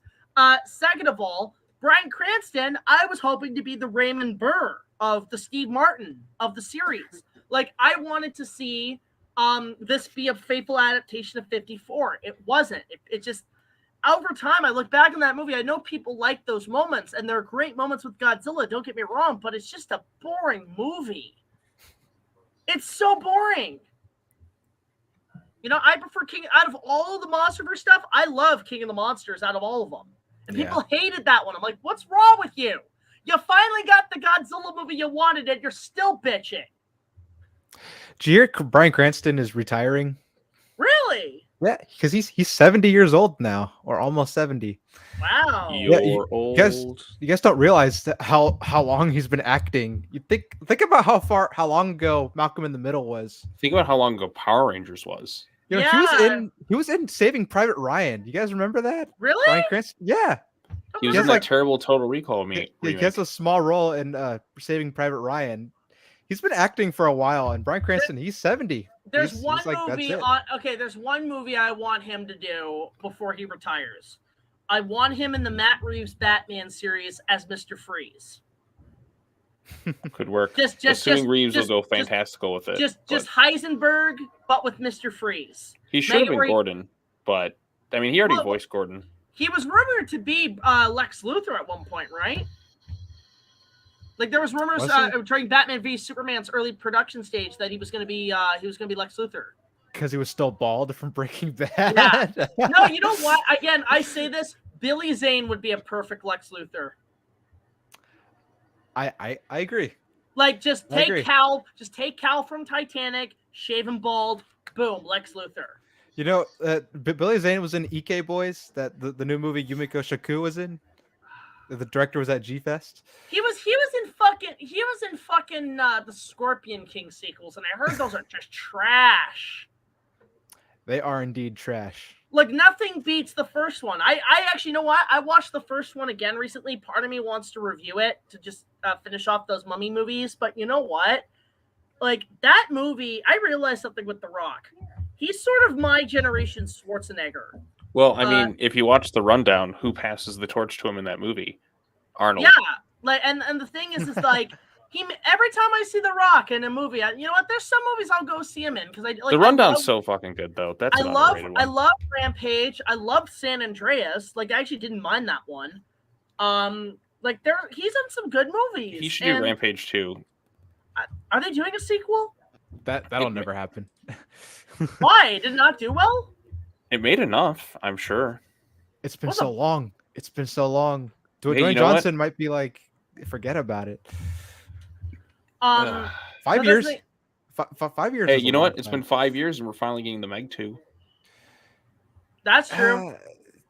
Yeah, but we haven't heard anything new about Rampage. At least we had like news. They actually did. They did have the 2 Rampage arcade machines at Galloping Ghosts. Oh yeah. A couple. Yeah, they were fun. We're just gonna keep rubbing it in that we went just to. Well, you know what? We're hyping it up for next time. Pierce, come next time. We'll go on a Friday night. We'll go do some fun shit at Galloping Ghost. I do like actually the Godzilla games that were at G-Fest were from Galloping Ghosts. Oh yeah. Oh, they were. The arcade game that was from they brought that over. Oh, that's cool. Is it just me, or was the arcade kind of like not as plentiful this year? Because I noticed both pinball machines were gone. Actually, the pinball machine was at the Galloping Ghost pinball building. Oh, really? Okay. Yeah, they had that in '98. They had both of them. And then they have a martial arts dojo for some reason. Yeah, it's like they own that whole street, which is weird. I guess they wanted to hold on to them for that weekend, I guess. Yeah, so it's like I loved Galloping Ghost. Like that was a good actually the one Godzilla game I did like was that one where you have to shoot them. I'd never seen that before. I'm like, oh, this is fun. Yeah, that was a pretty good time. That shooter game, like I kind of want that machine. I just like the Godzilla in there. There's so much Godzilla stuff out there. I mean, I bought Godzilla toilet paper.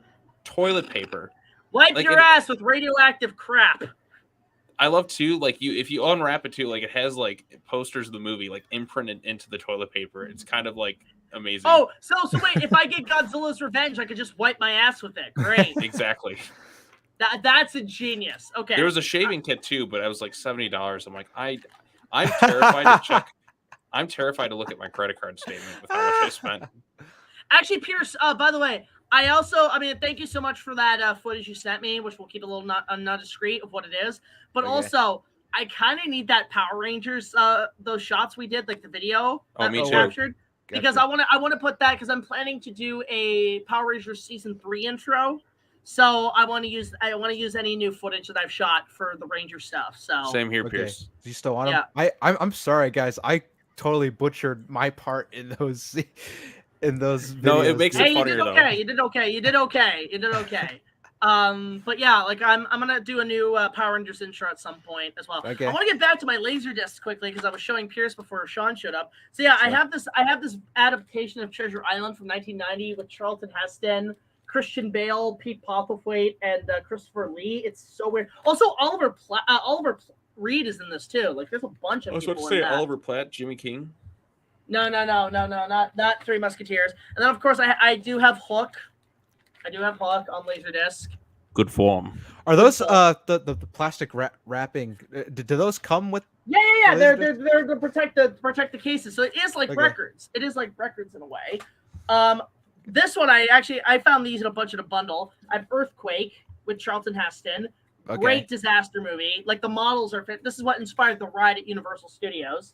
The only thing I don't like is the ending that Charlton Heston saves his like bitch of a wife because he was already like in an affair with a really hot chick. So he goes to and they both die and I'm like, fuck you. So spoilers. I have 1941, which I've never seen. Never seen 1941 at the very beginning. 1941 is the worst Steven Spielberg movie. Really? Because I've never seen it. So I own it on Laserdisc. So I have it on VHS. Because of course you do. It's like Spielberg parodying himself. So it's like it's hard to explain. It's just really weird. Dan Aykroyd's in it. Treat Williams is in it. No wonder he was in Temple of Doom. Yeah. The following year. Yeah. Okay, that makes sense. I want to go and watch every Spielberg movie because I haven't watched all of them. I watched every Burton movie back in like 2021. I had like a whole like 20 movie ranking. Although I included like Nightmare Before Christmas. I know he didn't direct it, but like it says all over the movie Tim Burton's Nightmare Before Christmas. It was his story and all that. So, but like I kind of just threw that one in there as like an added bonus. Okay. I didn't put this in my top 30 favorite movies, but I would consider this maybe number 31. Hook. Waterworld. Hey. I love Waterworld. I don't care what people say. I fucking love this movie. Hey, speaking of Waterworld, I just got it on 4K. Nice. Okay. All three cuts. There's one thing I'll say about Waterworld. Still got my VHS. Waterworld has one thing going for it that makes it my number 31. It has my favorite film score of all time. The score to Waterworld is top notch. Like it is. Look up the track Swimming. That is my relaxation tape. Like it is so gorgeous. Love Gene Newton Howard, but this is one of my favorite movies. Even it's number 31. This one I watched recently, about a year or two ago, made me cry. The Deer Hunter. That's a good movie. Never thought a movie with Christopher Walken would make me cry. Like this, I was tearing up, and because my dad was in Vietnam. And so seeing it, like, I could feel it. Like, damn, fuck. Like, this movie hits hard. Holy shit. There's that. Of course, okay, so I got these at the South Carolina Comic-Con. Got Jurassic Park. Gotta get that. Classic. Great. Mm-hmm. It's actually the THX mix, too. And then I also got The Lost World. Sweet. Yeah, I don't think the third one ever got the Laserdisc treatment because DVD was already taken over, but I love it's got a big giant THX sticker on it. So, laser sale. Like, who the fuck sold this? Like, why does it say laser sale? It's so weird. But yeah, it's on 2 discs. And then I found this at a thrift shop, and I'm so happy I got this. Jaws. Nice. Actually, it has the mono mix, and it sounds really good with the mono mix. So it's better than the THX tracks, but this has the original gunshot sounds, the original sound effects. There's there's trailers, there's behind the scenes photos, like they're all on this, which is pretty cool. Now these 3 are not laserdiscs; they're actually records because I have been finding records. So I have King Kong versus Godzilla, the record, the soundtrack by Akira Ifukube, on there. So there's that. I have and then I have Cog 76, the record. So I do have the soundtrack on vinyl record. Yeah, it's 2-sided. I think it comes with a poster. I'm not sure. Maybe it might. Hang on, let me see if it comes with the poster because apparently it's supposed to. Yeah, it says contains a King Kong poster. Oh, you know what? It does because this thing's sealed. It's never been opened. Oh, there you go. So I paid like $25 for it at a toy shop, at a toy fair. So never been opened, but I'm like, yeah, I'm gonna grab this. So you know what? My mom has a record player, so I could probably play it at her place. But yeah, it's never been opened, which is interesting. Although there's a big tear in the side, but I'll have to check that. But yeah, there's that. It should be in okay shape. Even if it's not, it's so cool looking. Let me just get this. There we go. And then the last one I have is King Kong Lives, which is the record by John Scott did the score for this. And what's interesting too is that this has never been released on CD. The soundtrack has never been fully released on CD or anything. It was only on this cassette. So it's interesting. Yeah, the whole soundtrack, the only way to get it is on this or on cassette tapes. So there's that. Anyway, holy crap, we got a lot of people in the chat. What's your favorite Jurassic Park movie? The first one. The first one? First one. First one. If you say sequel, probably Lost World for me. The best sequel is probably the first Jurassic World, and then I go Jurassic Park 3. I'm a Jurassic Park 3 defender till the end of time. I have since Fallen Kingdom, I have apologized for the third one. As you should. I've never not liked Jurassic Park 3. Honestly, I didn't really understand why people didn't like it so much. I understand it's much more goofy compared to the other ones, but I attribute that to the fact that Spielberg didn't direct it. We just got a super chat. Thank you so much to Super Michael 98. I'm going to Barbieheimer. Barbie in the afternoon, Oppenheimer at night. Yeah, awesome.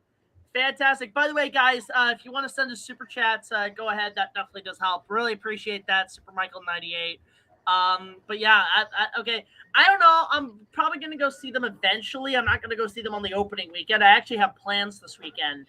I'm supposed to see Barbie on Friday, and then Oppenheimer I may see tomorrow, or I might just see Saturday. It all depends. I might try to go around maybe to see at least Barbie on the week. Or I could do a double feature. Do a double feature. That's what everybody's doing is Barbieheimer. Barbieheimer is real. I think for me, like I'll probably see at least one of them. Probably Barbie because that might be better to digest. Plus, it has some interest. But also, I don't know what to be honest. I kind of don't want to see Oppenheimer because after watching Threads, I don't want to be depressed. Oh, dude, have you not heard the story? What? So a Patreon sponsor gave me $5 for an opening night request. Right. And he told me to watch Threads, at 1984's Threads. And all he said to me was, it's informative. And I watched it. It was on YouTube for free. I was not expecting it to go so dark, so depressing. Are you looking it up? Yeah. No! I feel like Matthew McConaughey in fucking Interstellar. No! Dude! Don't let him leave, Murph. Dude, listen to me, Pierce. Listen to me. Okay. This movie, when I had to do my review, I had to drink. It was that hard to handle. I had to drink. I had to have a really hard liquor that night. It's got 100% on Rotten Tomatoes. How could I not watch it? Okay, here's the thing. Here's the thing with the movie. It is you ever seen The Day After? I have it on Blu-ray right here. But you've seen it, right? It's unopened, but I've seen it. I've seen it online. Okay. Yeah. It's The Day After, but like in the style of Texas Chainsaw Massacre. Ooh, awesome. Love it. No, it is brutal. It'll leave your stomach. Like, I know what it is. Afterwards, I literally felt like Miles Dyson in Terminator 2. I said, I feel like I'm going to throw up. Have you seen Grave of the Fireflies? I have. Like, I can handle that. Sad movie. I can handle that because, like, look, I've seen Barefoot Jen. I've seen Barefoot Jen. That is one of the most terrifying nuclear images I've ever seen. That's an anime, right? Yeah. That I can handle. Threads, I just can't do it. I actually have PTSD because of it. It really? Terrified me. So I can agree. It's one of the people say it's one of the scariest movies ever made. I agree because it's like Texas Chainsaw Massacre. It's not the fact of what had happened; it's that it could happen. And it's look. They pretty much say, "Hey kids, are you expecting the nuclear apocalypse to be like Mad Max? No, we're all gonna die. We are all dead. This basically, whoever launches one is pulling a Frieza. The whole planet's going up. The whole planet's fucked. So it's like, no, I'm not. And you know what? I watched it literally before the Ukraine invasion happened. Really? And it's like, I thought, and you know what? Like, it was during Christmas, by the way. Christmas. Like, I watched it, I'm like, Merry Christmas. I was so depressed for weeks. And so I finally got the images out of my head. And then Ukraine happened. I'm like, great, flashbacks. Oh, no. It is terrifying. And I've told people, watch it. I would say watch it at your own risk. Look, I love horror movies. I've seen a lot of fucked up movies. And since I go to school, like I'm in film school right now, right? So like me and a bunch of people always like try to watch like adrenaline junkie type movies. I am convinced this film ended the Cold War. The first Cold War. This movie ended it because people were just Rocky ended the Cold War. It's just a fact. News reports. If I can change and you can change, everybody can change. Like the thing is, they had, and this is the thing with Threads. Unlike The Day After, this was a TV movie. This was made by the BBC. Like, okay, you know how like Nostalgia Critic says that the British advertisers, the British PSAs are terrifying and they're worse than Canada? Yeah. Think Day After, made by British PSA people. Interesting. It is gritty. It is dark. It's just, it made me sick. It made me sick to my stomach. And it was made for television. It's hard to watch. I couldn't watch. So I told myself, no more real life political war movies like this. Nothing of this scale. I can't do it. I can do Saving Private Ryan. I can do that. That's fine. Because like Call of Duty, I can at least get some action. But this, no. Like, look, it makes the nuclear bomb scene in Terminator 2 look like the Care Bears. Jack, you got another super chat. Okay, thank you. Get my mind off the fucking terrible movie that's almost 40 years old. You watch Oppenheimer, then watch Godzilla. See, I could maybe watch Oppenheimer because at least Nolan's a bit more tame, and he's not. I don't think he's going to be that brutal. Like, I think the movie is important because I think with the threat of a second Cold War on us right now with the Russians, I think this movie is very educational to say, how the hell did we get here? So watch. We're going to watch Oppenheimer, and at the end of it, it's going to say the nuclear weapons we have today are 10 times stronger than Oppenheimer's creation. You're going to get one of those like really hitting the balls messages at the end. It's going to be like Chernobyl. The Chernobyl thing, which I did watch. That's another one. I'm like, damn, I did not know it was that bad. How'd you like Chernobyl? Oh, I love Chernobyl. That's the thing. I liked it. Yeah. I just didn't know. Like, I was actually educated because I was like, wow, I did not know it was that bad.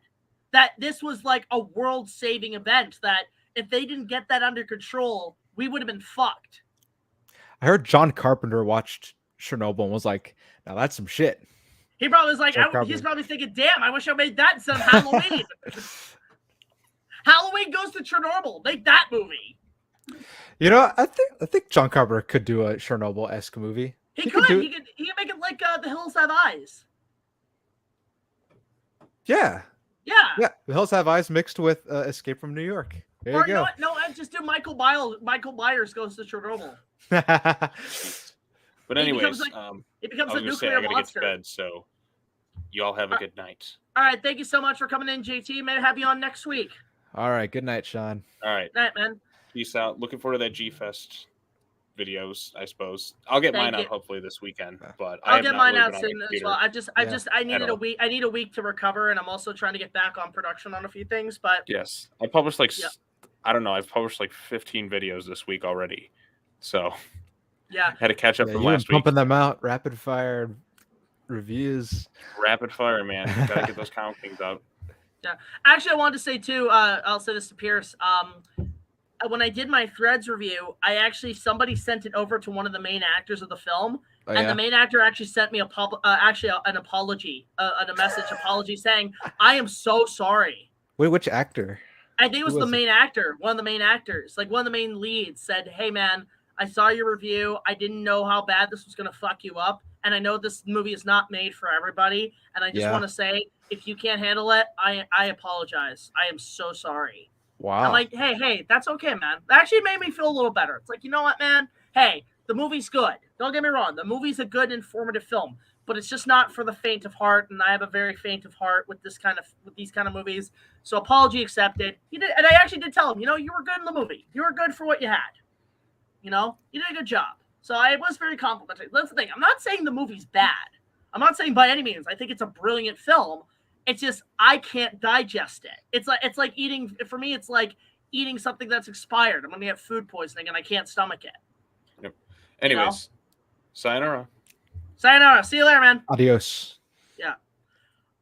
Okay, so let's get to a couple of questions because I can tell people are a little bit impatient. We're gonna answer 3 more. I did the 3 wishes thing, so we're gonna answer 3 more because we're all like, wow, this is a 2-hour stream. I'm actually surprised how much we've been going.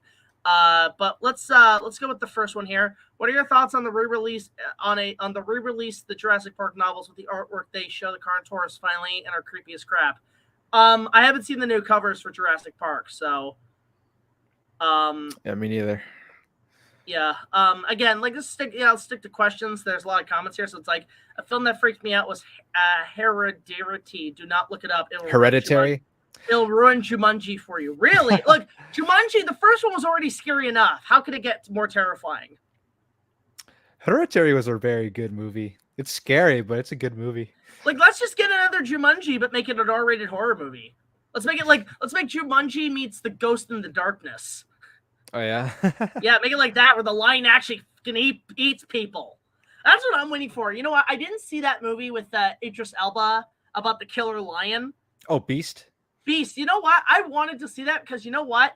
I miss Beastploitation. I miss killer animal movies. Like, those were awesome. Sean bought a Grizzly at G-Fest. God. Oh, you know what? I'm surprised he didn't get Grizzly 2, which they finally released. Yeah, I saw it. It has George Clooney and like Laura Dern, Charlie Sheen, Laura Dern. John Rhys Davis, Louise Fletcher as the mayor of Amity type. Yeah. You know that movie's unfinished. It's like the here's the thing. They finally finished it. Yeah. Because all they did was just go film HD stock footage of a bear and slap it in the film, and it just does not look right with the old 35 millimeter film. It looked like literally it's every time it cuts to the bear, it's like HD, and then it cuts back to like gritty 35 millimeter. It's so tacked on, and the sound mix is so like the sound effects are so stock. And it's like they rushed that, and you know what it is? It's because the director said, "Fuck it. If there's enough of a demand, I'll release it." And the thing is, the reason it got a lot of attention was because the Cinema Snob covered it and actually got a copyright strike from the director because it was a work print. Oh, so he owns the whole movie pretty much. Yeah. Not well, the thing was apparently the financier went to jail. for like some sort of tax fraud or something. Oh, really? Yeah, and like they were filming in like Sweden or something. It was kind of Switzerland. It was kind of weird. And then the original rough cut, which I prefer, has like a work print soundtrack. So you hear a lot of Michael Jackson when they're setting up for the concert. Yeah. Yeah, it's kind of weird. It's kind of an interesting film. I also like it because you see it's actually an incomplete print, because at the end of the movie there is like 10 to 15 minutes of unedited footage, and you hear the director yell cut, and direct people like, you have one close-up of an actor, it's like, okay, look away and cut. It's actually really funny to watch the work print. I prefer work prints on occasion, actually. Yeah. I saw a work print of The Lion King, and in the scene where Simba's like chasing the little lizard around, they didn't have a piece of music to use, so they used the Jawa Sandcrawler music from Star Wars. Really? So like while Simba's in the desert chasing this bug, you keep expecting a couple of Jawas to come out going, "Ayeba! Watini!" It's gotta be so jarring to hear that in Lion King.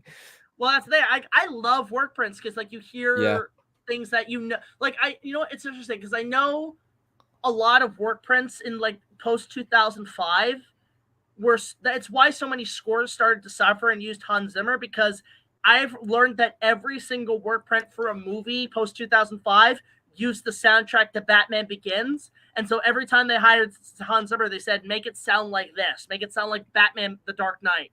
Yeah. It's a shame because, like, look, I think that's honestly, that's where Hans Zimmer fell off, because then every other score became The Dark Knight for him. Yeah. And it's unfortunate. All right, next question. Let's see here. No, that's a comment. Thoughts on the new dinosaur horror games like Lost Wild and Instinction? I'm more interested in that Jurassic Park game that kind of got a cease and desist, which is like a survival, or sort of like a POV game that uses like our Unreal Engine. And like there's a great YouTube video that somebody used the Unreal Engine with, and it shows like whole movies of the incident in San Diego.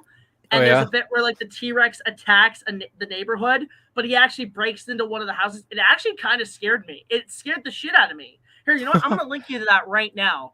Okay. It's so freaky. And it made me jump. I was like, wow, this is what I miss about Jurassic Park. Let's see. Jurassic Park. Let's see here. I got to find San Diego. Yeah, this scene, like, look, I just want to say the title card alone kind of freaks me out. Like, it's kind of a very terrifying thumbnail, even. Like, Jesus Christ. Hang on a sec. Let me pull this up. Let me go to this.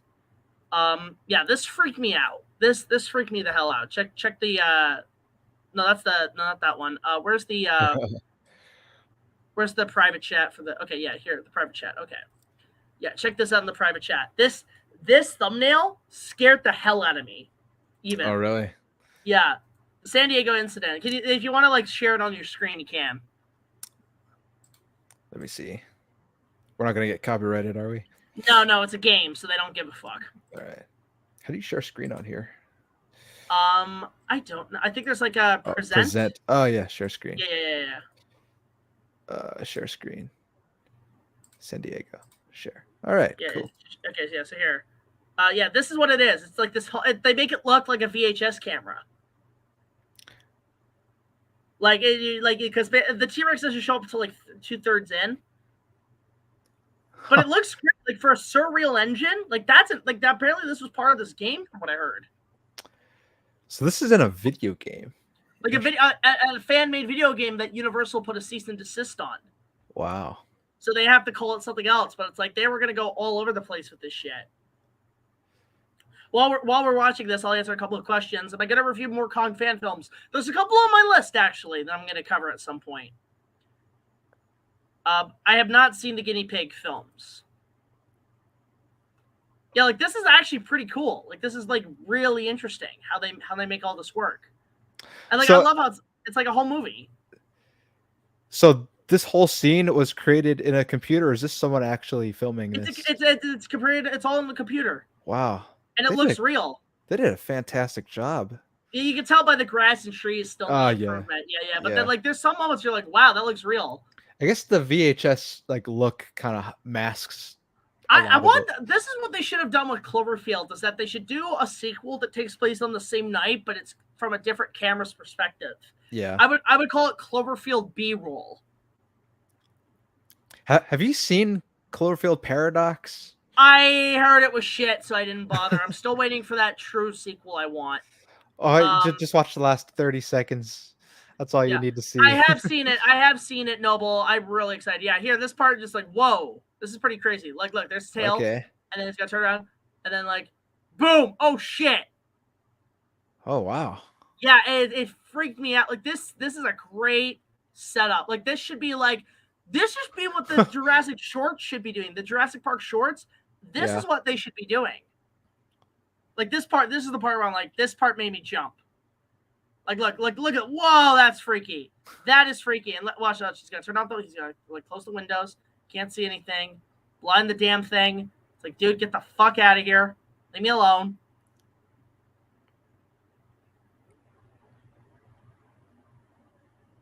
It's gonna break the window.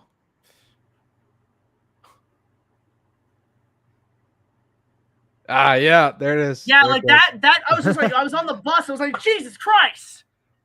Like that's this is what Jurassic Park is missing, the horror. Yeah. Like, wow.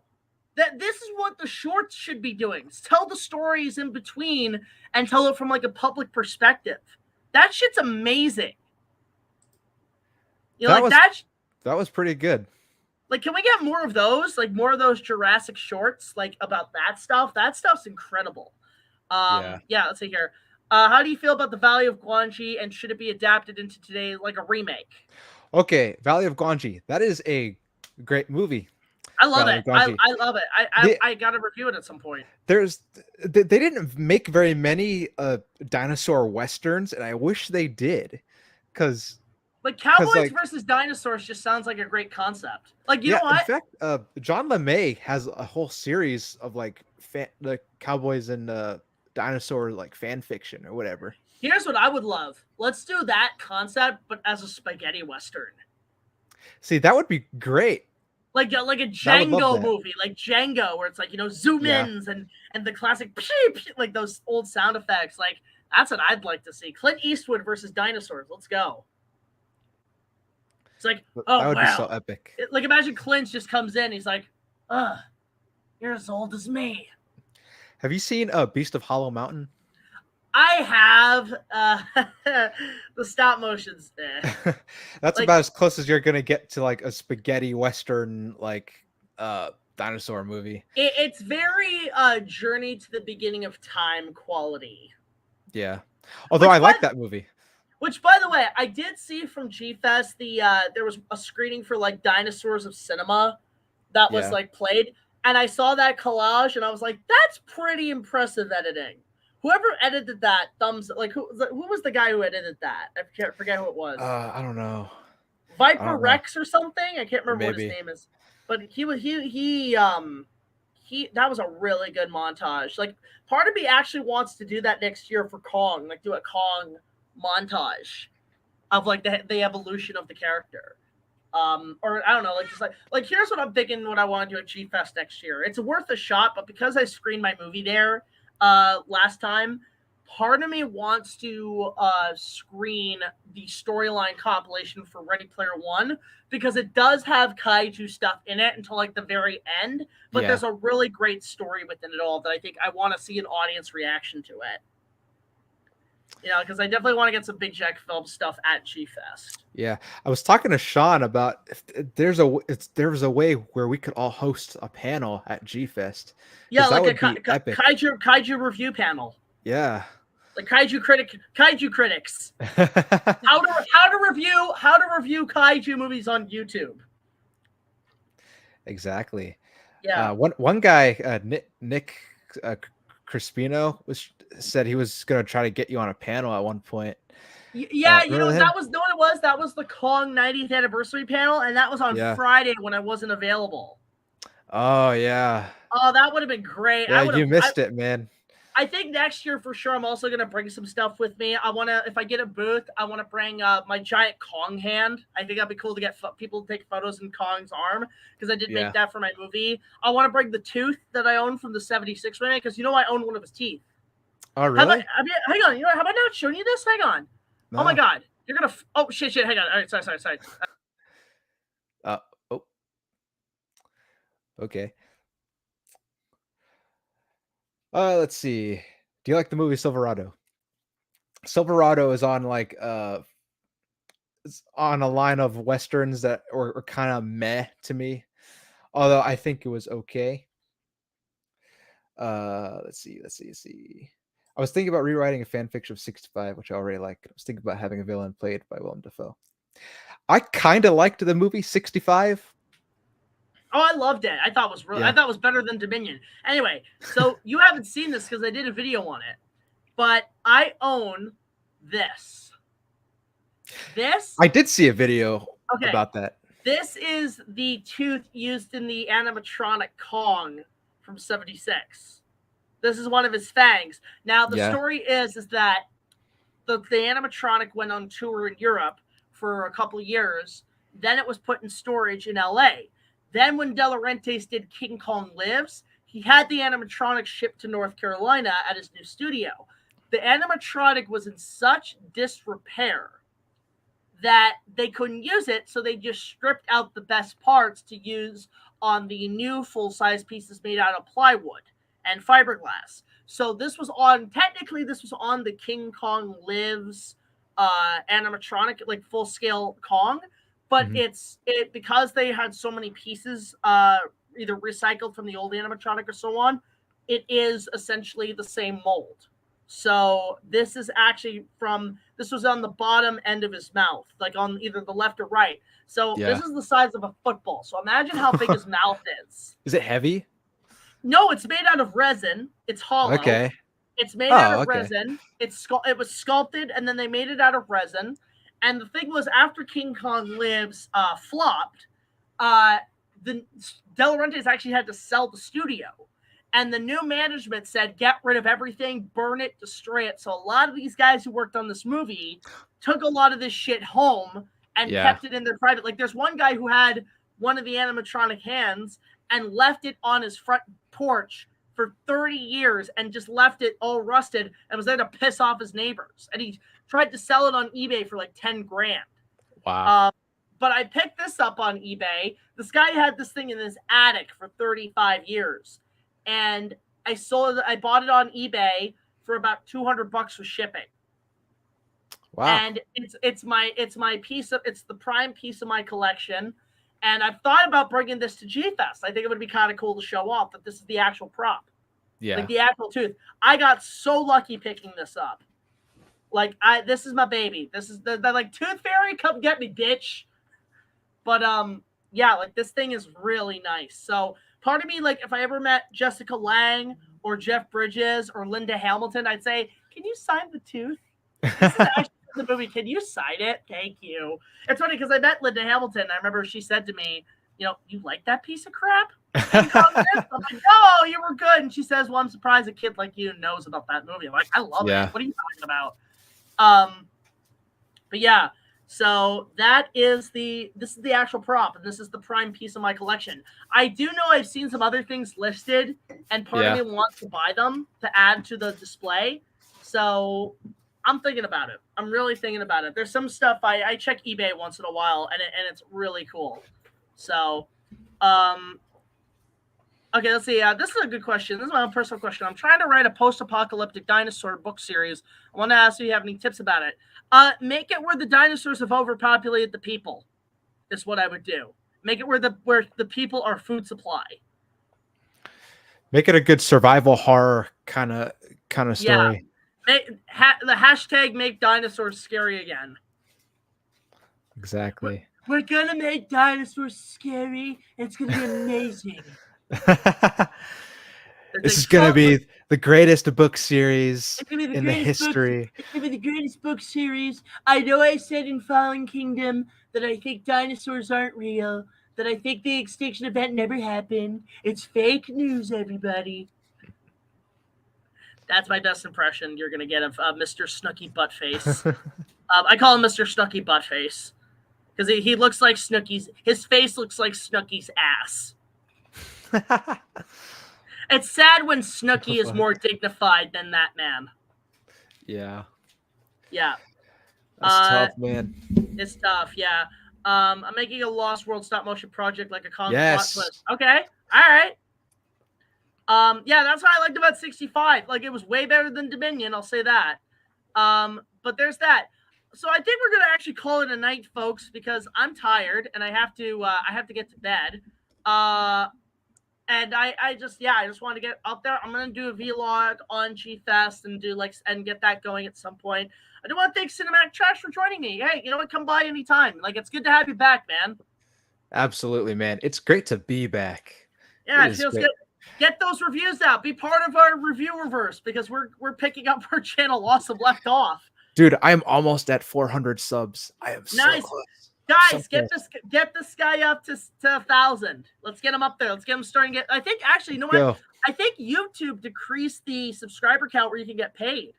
They used to be it used to be 1,000 and plus a few hours, but now it's gone down. Yeah, it's 500, but you can only get super chats and you can sell merch affiliates. But okay, so you can't get monetized yet. You don't get ad revenue yet. You still got to get 1,000 for that.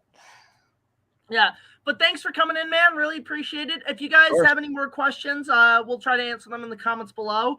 Don't forget to support my Patreon. $1 more will get you early access to all of our content, as well as other special features. And just tune in. We're just taking a bit of a break this week. We'll hopefully be back with regular weekly videos next week. But yeah, G-Fest was just so exhausting. I need a couple days off. I've got some friends to see. I've got some stuff to shoot. In fact, I'm going to be at an Inuyasha shoot Sunday, so I'll be a tad busy. But thank you for coming in, man. Really appreciate it. And until the next video, like, comment, subscribe. I'll see you guys later. This is BigJackFilms signing off, and I'll see you guys later on. And thanks for coming to G-Fest. Bye. Let's see.